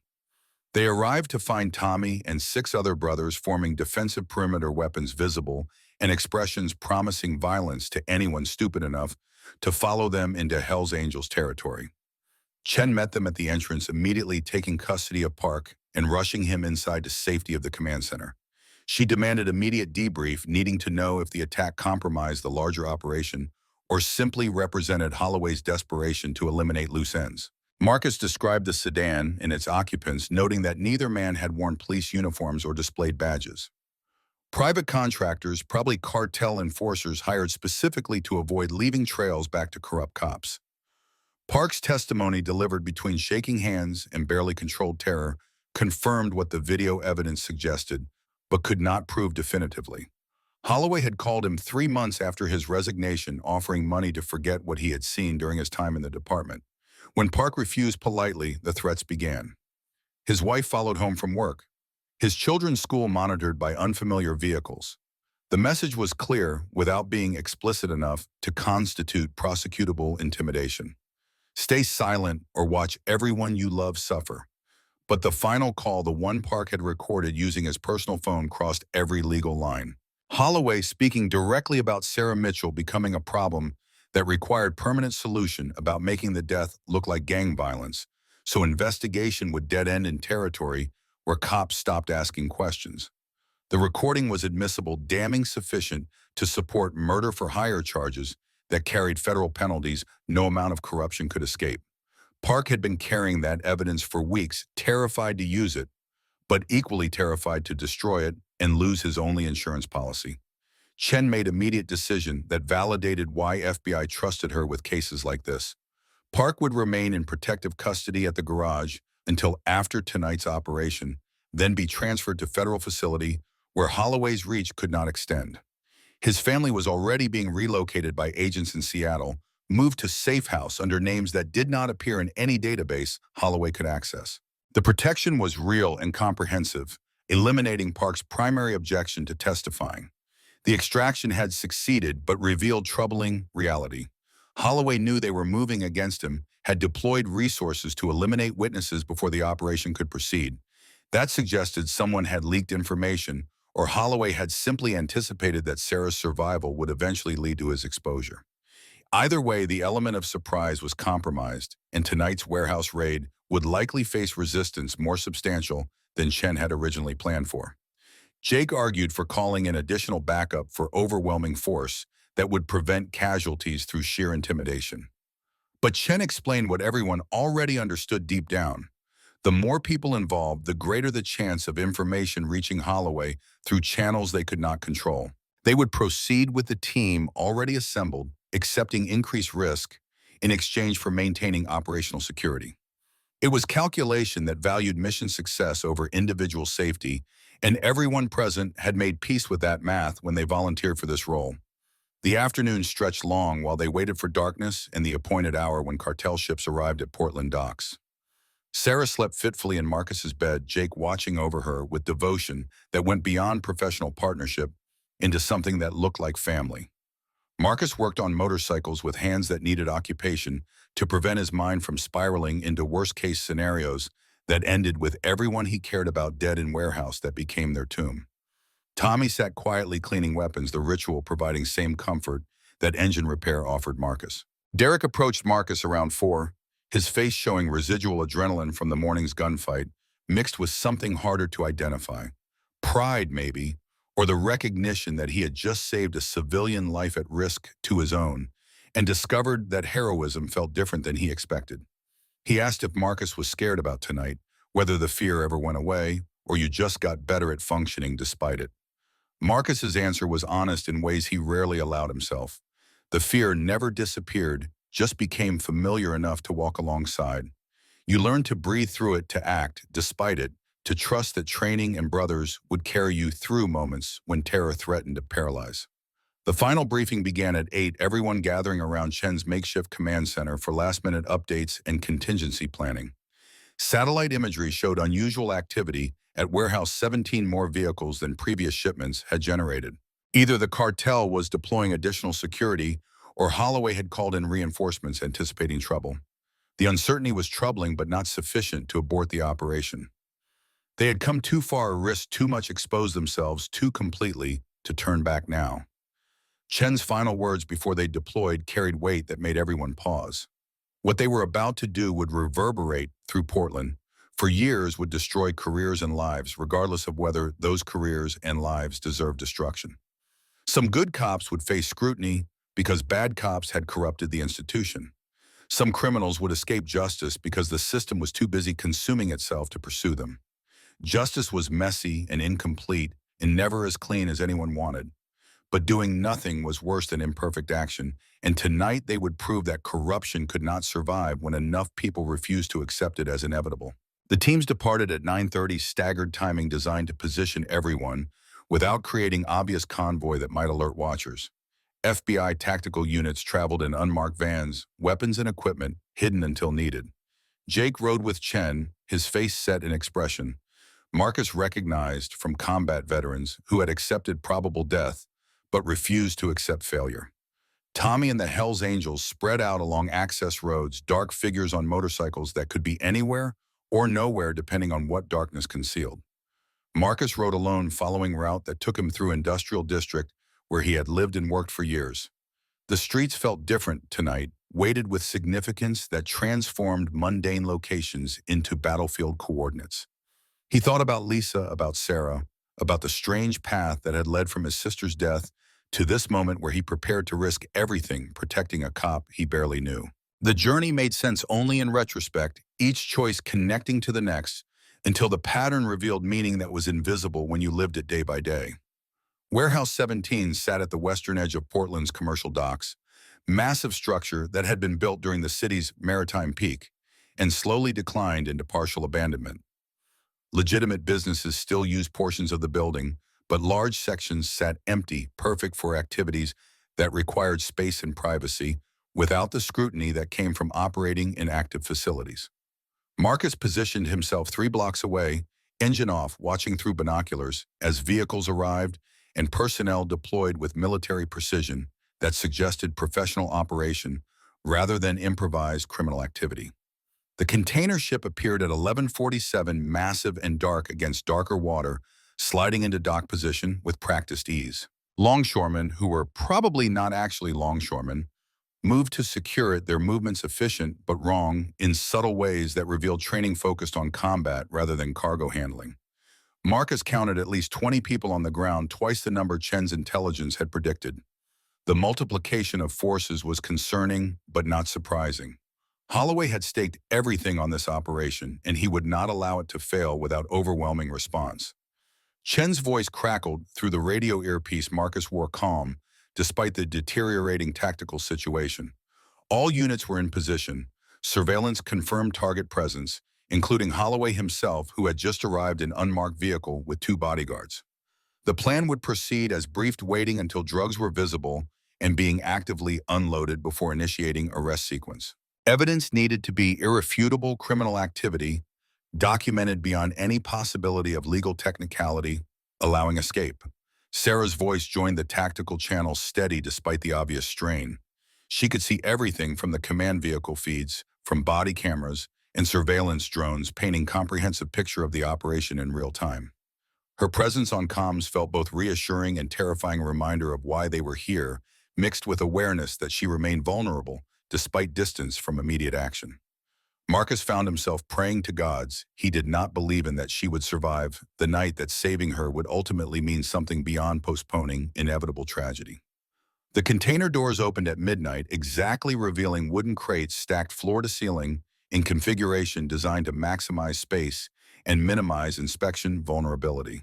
Holloway stepped forward, personally inspecting contents with flashlight, while cartel representatives stood nearby, projecting authority backed by assault rifles carried openly. The scene was everything Chen needed for prosecution, clearly illegal activity involving law enforcement corruption at the highest levels. She gave the order to move in, and chaos erupted with devastating speed. FBI tactical teams converged from 4 directions simultaneously, vehicles blocking exits, while agents deployed with weapons raised and commands shouted through bullhorns. Federal law enforcement drop weapons hands visible, compliance mandatory. The script was standard, but the response was anything but. The cartel enforcers opened fire immediately, muzzle flashes lighting the darkness as bullets tore through vehicles and sent agents diving for cover. Whatever hope existed for bloodless arrest evaporated in seconds of sustained automatic weapons fire. Marcus accelerated toward the warehouse against orders, unable to maintain distance while friends were pinned down. Derek appeared beside him, then Tommy, then 6 more brothers on motorcycles that became cavalry charge into modern gunfight. They scattered through the kill zone, drawing fire and creating confusion that allowed FBI teams to reposition and return fire with superior training, if not superior numbers. The Hells Angels were not soldiers or police, but they understood violence and they refused to abandon allies regardless of badges or complicated history. Jake emerged from cover near the main warehouse entrance, moving toward Holloway with single-minded determination that ignored the bullets cutting the air around him. Marcus saw the trajectory and understood immediately that Jake intended to take Holloway alive, to ensure the captain survived to face justice rather than dying in a way that might generate sympathy or conspiracy theories. The commitment was admirable and potentially suicidal, requiring someone to provide covering fire that would draw attention away from Jake's approach. Marcus positioned his motorcycle between Jake and the heaviest concentration of cartel shooters, dismounting and using the Harley as improvised barricade. His pistol felt inadequate against assault rifles, but accuracy mattered more than firepower at these ranges. He fired carefully, forcing opponents into cover rather than trying to kill them, buying seconds that Jake used to close distance on Holloway. Derek joined Marcus's position, his rifle providing heavier suppression that drove cartel enforcers back toward the container ship, where FBI agents were systematically cutting off escape routes. The battle lasted 8 minutes that contained lifetimes of fear and violence and desperate action. 3 FBI agents went down with injuries that looked serious, but not immediately fatal. 2 cartel enforcers died outright, bodies sprawling in positions that demonstrated the finality of bullets finding flesh. Derek took a round through his shoulder, spinning him around, but not stopping his return fire, the young Hells Angel proving toughness that transcended physical pain. And through it all, Jake closed on Holloway with determination that looked supernatural, covering ground while bullets sparked off concrete around him. Holloway ran when he finally registered the threat, abandoning his bodyguards and sprinting toward the warehouse interior. Jake pursued through doorway that led into darkness, broken only by emergency lighting, the chase disappearing from external surveillance that could not penetrate the building's interior. Marcus abandoned his position and followed, unable to let Jake face Holloway alone in an environment that favored ambush over honest confrontation. Tommy shouted something about staying in position, but Marcus was already gone, running through doors that might lead to arrests or executions depending on how the next few minutes unfolded. The warehouse interior was a maze of containers and equipment, shadows deep enough to hide bodies and sounds distorted by metal surfaces that reflected and magnified everything. Marcus moved carefully, weapon raised, listening for footsteps or breathing or any indication of where Holloway had gone.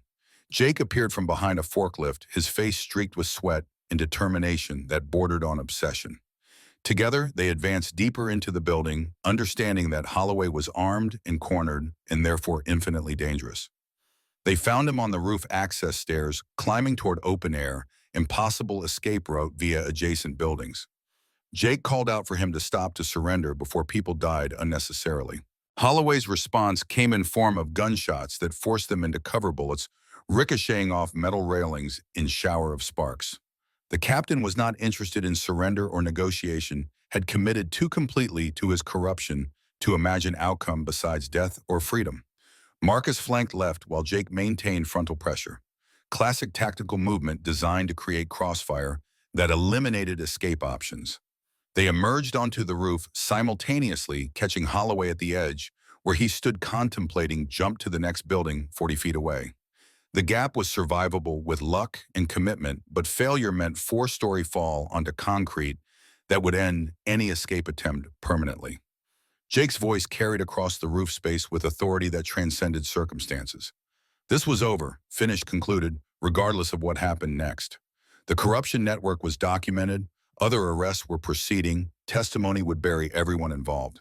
Holloway could survive to face trial or die trying to escape, but the outcome was inevitable either way. Choosing how the story ended was the only power remaining to him. Holloway turned to face them, weapon still in hand, but pointed at the ground rather than ready to fire. His expression showed exhaustion and rage, and something that might have been relief that the performance was finally ending. He spoke about justifications and necessities, about police pay being insufficient to support families, and retirement, about system that created conditions where corruption became survival strategy rather than moral failure. The words rang hollow but revealed truth that Jake and Marcus both recognized. Holloway had not started as Monster had become one through series of compromises that each seemed reasonable until the accumulated weight transformed him into something unrecognizable. But understanding corruption's origins did not forgive its consequences. Sarah Mitchell had nearly died because Holloway chose money over duty. 3 other officers had been murdered to protect his operation.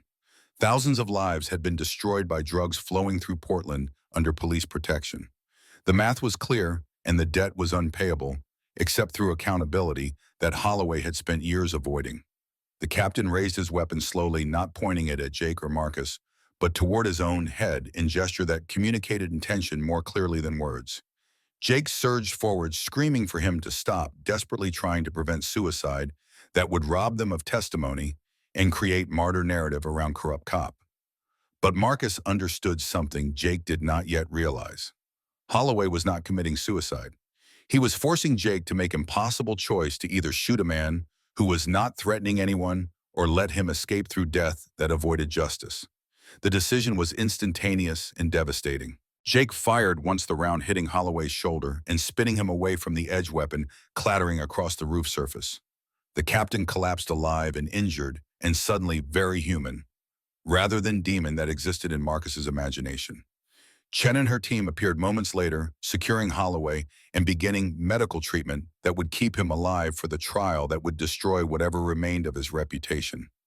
The aftermath unfolded in controlled chaos as FBI processed the crime scene and began rounding up everyone involved in the operation. 17 arrests total, including 4 Portland police officers, 6 cartel members, and various contractors who had provided support services. The drugs themselves represented largest seizure in Oregon history, street value approaching $50 million, enough to generate headlines that would dominate news cycles for weeks. Chen coordinated everything with efficiency that suggested this was simply another successful operation, rather than conclusion to investigation that had nearly cost multiple lives. Marcus found Sarah in the command vehicle monitoring feeds, showing the arrests and looking simultaneously triumphant and broken. Her investigation had succeeded beyond any reasonable expectation, had exposed corruption and saved lives, and proved that individual officers acting with integrity could overcome institutional rot. But the cost showed in her bruises and exhaustion, and the awareness that her career in Portland was effectively over regardless of official vindication. No one wanted to work with the cop who had destroyed a captain and exposed multiple colleagues as criminals. Jake appeared 20 minutes later, his hands still shaking from adrenaline crash and the terrible burden of having shot his commanding officer even in lawful self-defense. He sat beside Sarah without speaking, and she took his hand in gesture that communicated more than any conversation could have expressed. They had survived together, had exposed evil together, had paid prices that would mark them permanently. The bond was unbreakable and isolating in equal measure, connecting them while setting them apart from colleagues who had not walked through the same fire. Tommy found Marcus standing alone outside the garage at 3 in the morning, watching emergency vehicles depart and trying to process everything that had happened. The old biker's face showed pride, mixed with something that looked like sadness, recognition that Marcus had changed in ways that would make returning to old life difficult, if not impossible. He spoke quietly about brotherhood and what it meant when someone outgrew the identity that had sustained them through hard years. Marcus was still Hell's Angel, would always carry that badge regardless of official status. But he had become something else as well, something that did not fit neatly into categories that defined criminal, or lawful enemy, or ally. The question was unspoken but clear. What happened next? Where did Marcus go when the case was closed and Sarah recovered and the world returned to whatever passed for normal after seismic events that redefined everything? Tommy did not have answers but offered perspective earned through decades of living at margins. Sometimes you discovered who you really were by doing things that terrified you, and that discovery changed you permanently. Fighting against change was pointless. Learning to become the person you discovered yourself to be was the only path forward. The sun rose over Portland with typical reluctance gray light seeping through clouds that seemed permanent feature rather than weather pattern. Marcus returned to his apartment above the garage to find it exactly as he had left it, which felt wrong given how completely everything else had transformed. Lisa's picture still sat on the dresser frozen at 16, but somehow she looked different now. Proud maybe, or satisfied that her death had not been meaningless, that her brother had honored her memory through choices that led to saving others. The following days passed in bureaucratic aftermath that was somehow more exhausting than the violence preceding it. Statements to FBI interviews with prosecutors, coordination with media relations about what information could be released publicly. Marcus became minor celebrity against his will, the Hell's Angel who saved a cop, becoming narrative that felt both accurate and completely inadequate to describe what actually happened. He declined most interview requests but agreed to one brief statement that articulated simple truth. He had saved Sarah Mitchell because leaving her to die would have made him complicit in evil, and he refused to be that person regardless of consequences. Sarah was released from medical supervision after 4 days, recovered enough physically even if emotional healing would take much longer. Portland Police Department offered her a commendation and promotion transparent attempt to generate positive publicity from scandal that was destroying the institution's credibility. She declined, both instead submitting resignation that shocked everyone except Jake and Marcus, who understood that she could not continue working for an organization that had betrayed her so completely. The decision was principled and costly, severing her from identity she had built adult life around but necessary for maintaining integrity that corruption had not managed to compromise. Jake received promotion to sergeant over his objections, appointed to head new internal affairs division, tasked with rebuilding trust and preventing future corruption. The position was poison chalice, guaranteeing that he would spend years being hated by colleagues who resented oversight, even when that oversight was legitimate and necessary. But he accepted because someone had to do the work, and he was one of few officers whose integrity was beyond question after recent events. His first official act was recommending Hells Angels be removed from organized crime watch list for Portland region, citing their assistance during the warehouse operation as evidence that the club could be community partners rather than perpetual adversaries. The relationship between Marcus and Sarah evolved slowly, cautiously, neither of them quite certain what form it should take. They met for coffee 3 days after her release, sitting in corner booth of diner that had probably not changed since 1970, and discussing everything except the investigation that had bound them together. She told him about childhood dreams of becoming veterinarian before deciding law enforcement offered more opportunities to help people. He told her about his father disappearing when he was 12, about Lisa filling that void until her death left him completely untethered. The conversation was awkward and real, two people discovering each other beyond the crisis context that had defined their entire relationship. Sarah asked the question Marcus had been avoiding thinking about too directly. What happened next? Did he continue it as Hell's Angel, continue running the garage, continue living the life that had sustained him for years? Or did he consider that maybe saving her had revealed possibilities beyond what he had imagined for himself? The question was dangerous because it suggested Marcus had agency over his future rather than simply reacting to circumstances beyond his control. His answer was honest in ways that surprised him. He did not know yet. The patches on his vest represented real bonds with people who had saved his life multiple times, genuine brotherhood that could not be dismissed simply because he had discovered capacity for different choices. But staying solely because of loyalty felt like betraying the person he had discovered himself to be in that alley.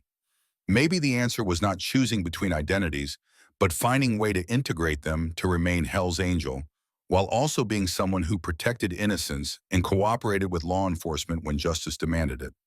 Sarah reached across the table and took his hand, the contact electric and comfortable simultaneously. She told him something she had been thinking about since waking in his apartment, surrounded by Hell's Angels who were protecting her despite decades of antagonism. Sometimes the bravest thing anyone could do was save someone they were supposed to hate, and that act of courage revealed truth about human nature that transcended labels or boundaries or comfortable categories. Marcus had done that for Roker, and in doing so, he had saved himself as well, even if he did not recognize it yet. The official ceremony took place 6 weeks after the warehouse operation Portland Police Department hosting public event to honor everyone involved in exposing the corruption network. Marcus attended reluctantly, wearing his leather vest despite advice that civilian clothes might create better optics. He refused to hide who he was to make others more comfortable, and the patches on his back were part of his truth, even if that truth made some people nervous. Tommy and Derek attended as well, Brotherhood supporting their own, even in an environment that historically treated them as enemies rather than guests. Captain Raymond Holloway was not present, being held in federal facility awaiting trial on charges that would guarantee life imprisonment if convicted. 6 other officers faced similar fates, their careers and reputations destroyed beyond any possibility of rehabilitation. The department had begun extensive reforms, implementing oversight mechanisms designed to prevent future corruption, even though everyone understood that systems were only as good as the people operating them.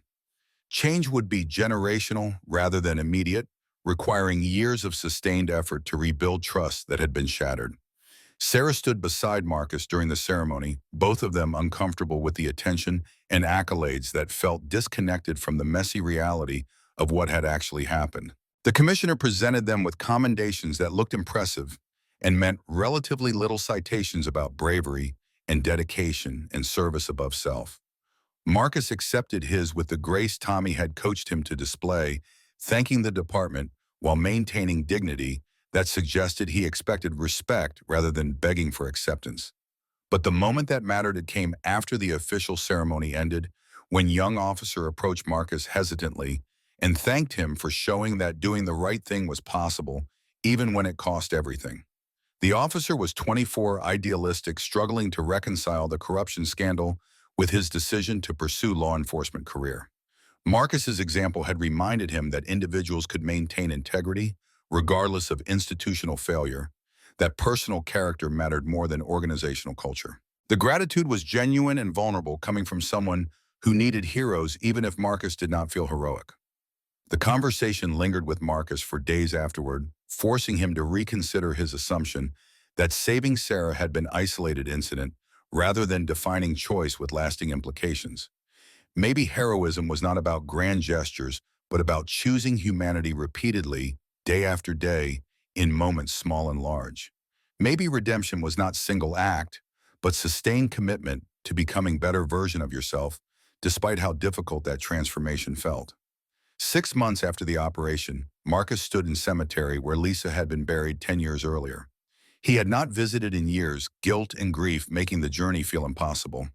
But Sarah had suggested that maybe it was time, that maybe he needed to tell his sister about the man he had become and the choices he had made in her name. The visit felt necessary, even as it terrified him in ways that gunfights and arrests could not. Sarah came with him, standing slightly apart to give him privacy, but close enough that her presence provided support. Marcus knelt beside the gravestone and spoke quietly, telling Lisa about the cop he had saved, about the corruption he had helped expose, about the relationships he had built with people he was supposed to treat as enemies. He told her that he hoped she would be proud that his choices honored her memory, even if the path had been complicated and messy, and nothing like what either of them had imagined. The words felt inadequate but necessary: confession and promise and closure all mixed together. When Marcus finished, Sarah stepped forward and placed flowers on the grave, her gesture acknowledging Lisa's role in everything that had followed. She spoke briefly, thanking Lisa for making Marcus the kind of person who could not leave someone to die alone, whose first instinct was protection rather than self-preservation. The sister Marcus had lost had shaped the man who saved her, and that debt deserved recognition.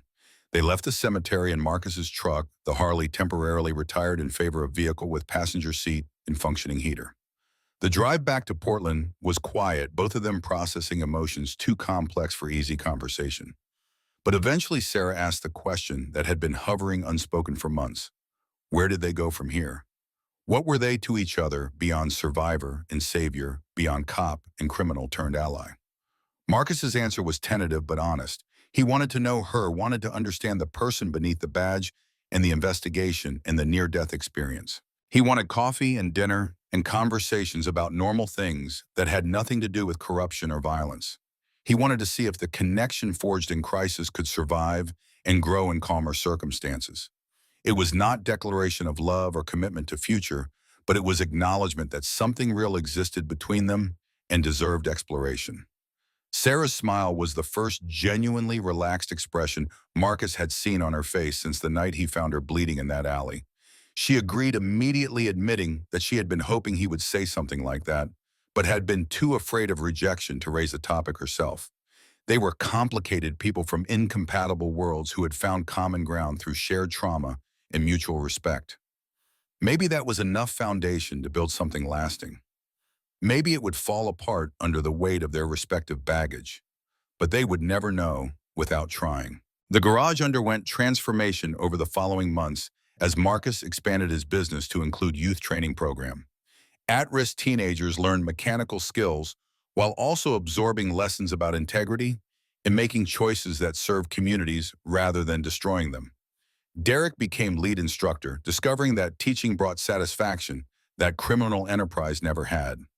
Tommy supervised with gruff affection, his presence lending credibility that Marcus's Hells Angels status somehow made more palatable to parents worried about their children being influenced by gang culture. Jake stopped by regularly, his sergeant position requiring him to maintain relationships with community leaders, including the biker club that had helped save his partner and expose corruption. The visits were officially professional, but increasingly felt like friendship barriers dissolving as they discovered mutual respect that transcended their respective uniforms. He and Marcus would never be close in traditional sense, their backgrounds too different and histories too complicated. But they had walked through fire together, and that created bond that defied easy categorization. Sarah found work as investigator for nonprofit focused on police accountability and reform position that utilized her skills while avoiding the institutional constraints that had nearly cost her life. The work was meaningful but difficult, fighting against resistance from law enforcement culture that treated oversight as betrayal rather than necessary check on power. But she persisted with determination Marcus recognized and admired, refusing to compromise principles even when doing so would have been easier and more profitable. Their relationship developed with glacial patience, neither of them rushing toward commitment that might not survive the scrutiny they both applied to everything. They had coffee weekly dinner, occasionally conversations that lasted hours without either of them noticing time passing. Marcus met Sarah's family, enduring her parents' obvious discomfort with his tattoos and Hells Angels affiliation, while trying to project respectability he did not quite feel. Sarah attended club meetings as Marcus's guest, the first cop ever invited into Hells Angels space as ally rather than adversary, her presence challenging everyone to reconsider assumptions about who deserved trust and protection. The turning point came on anniversary of the night Marcus found her dying date neither of them had mentioned, but both were acutely aware of. Sarah showed up at the garage unannounced, finding Marcus working on engine that had defeated him for 3 days.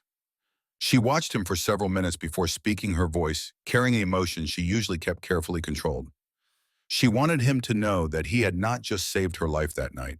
He had reminded her why she became cop in first place, why protecting innocence mattered more than career advancement or institutional loyalty. He had shown her that integrity was choice you made repeatedly rather than quality you possessed passively. Marcus set down his tools and turned to face her, fully grease, staining his hands and forearms, aware that he looked exactly like what he was: a mechanic, a biker, a man who had lived hard and carried scars both visible and hidden. But Sarah looked at him without flinching, without trying to see past the exterior to some sanitized version underneath. She saw all of him and chose to stay anyway, which felt like gift Marcus had not known he was waiting for. His response was simple and terrifying. He was not good person in traditional sense, had made choices he regretted and done things that haunted him. But saving her had reminded him that he could be better than his worst moments, that redemption was possible even for people who had given up on deserving it. She made him want to be the man Lisa would have been proud of, and that wanting felt like beginning of something he could not quite name but desperately needed. They kissed for the first time there in the garage, surrounded by tools and motorcycle parts and the detritus of Marcus's life. It was not romantic in conventional sense, no candlelight or careful planning, just two damaged people finding moment of connection amid the chaos they had survived together. But it was real and honest and more meaningful than any carefully orchestrated romance could have been. The epilogue to their story was still being written, details uncertain, but trajectory clear. Marcus continued running Reaper's Garage while gradually reducing his involvement in Hell's Angels activities that crossed lines he was no longer willing to cross. The club accepted his evolution with mixture of respect and sadness, understanding that sometimes brothers outgrew the life that had once sustained them. Tommy told him that Lisa would be proud and that endorsement meant more than any official recognition ever could. Sarah's work exposing police corruption expanded nationally, her testimony and experience making her sought-after expert on institutional reform. She traveled extensively for speaking engagements and training sessions, but Portland remained her home base, the city where she had nearly died and been saved, becoming the foundation for everything that followed. Her relationship with Marcus was unconventional but genuine. Two people from opposite sides of law finding common ground and shared commitment to doing right thing regardless of cost.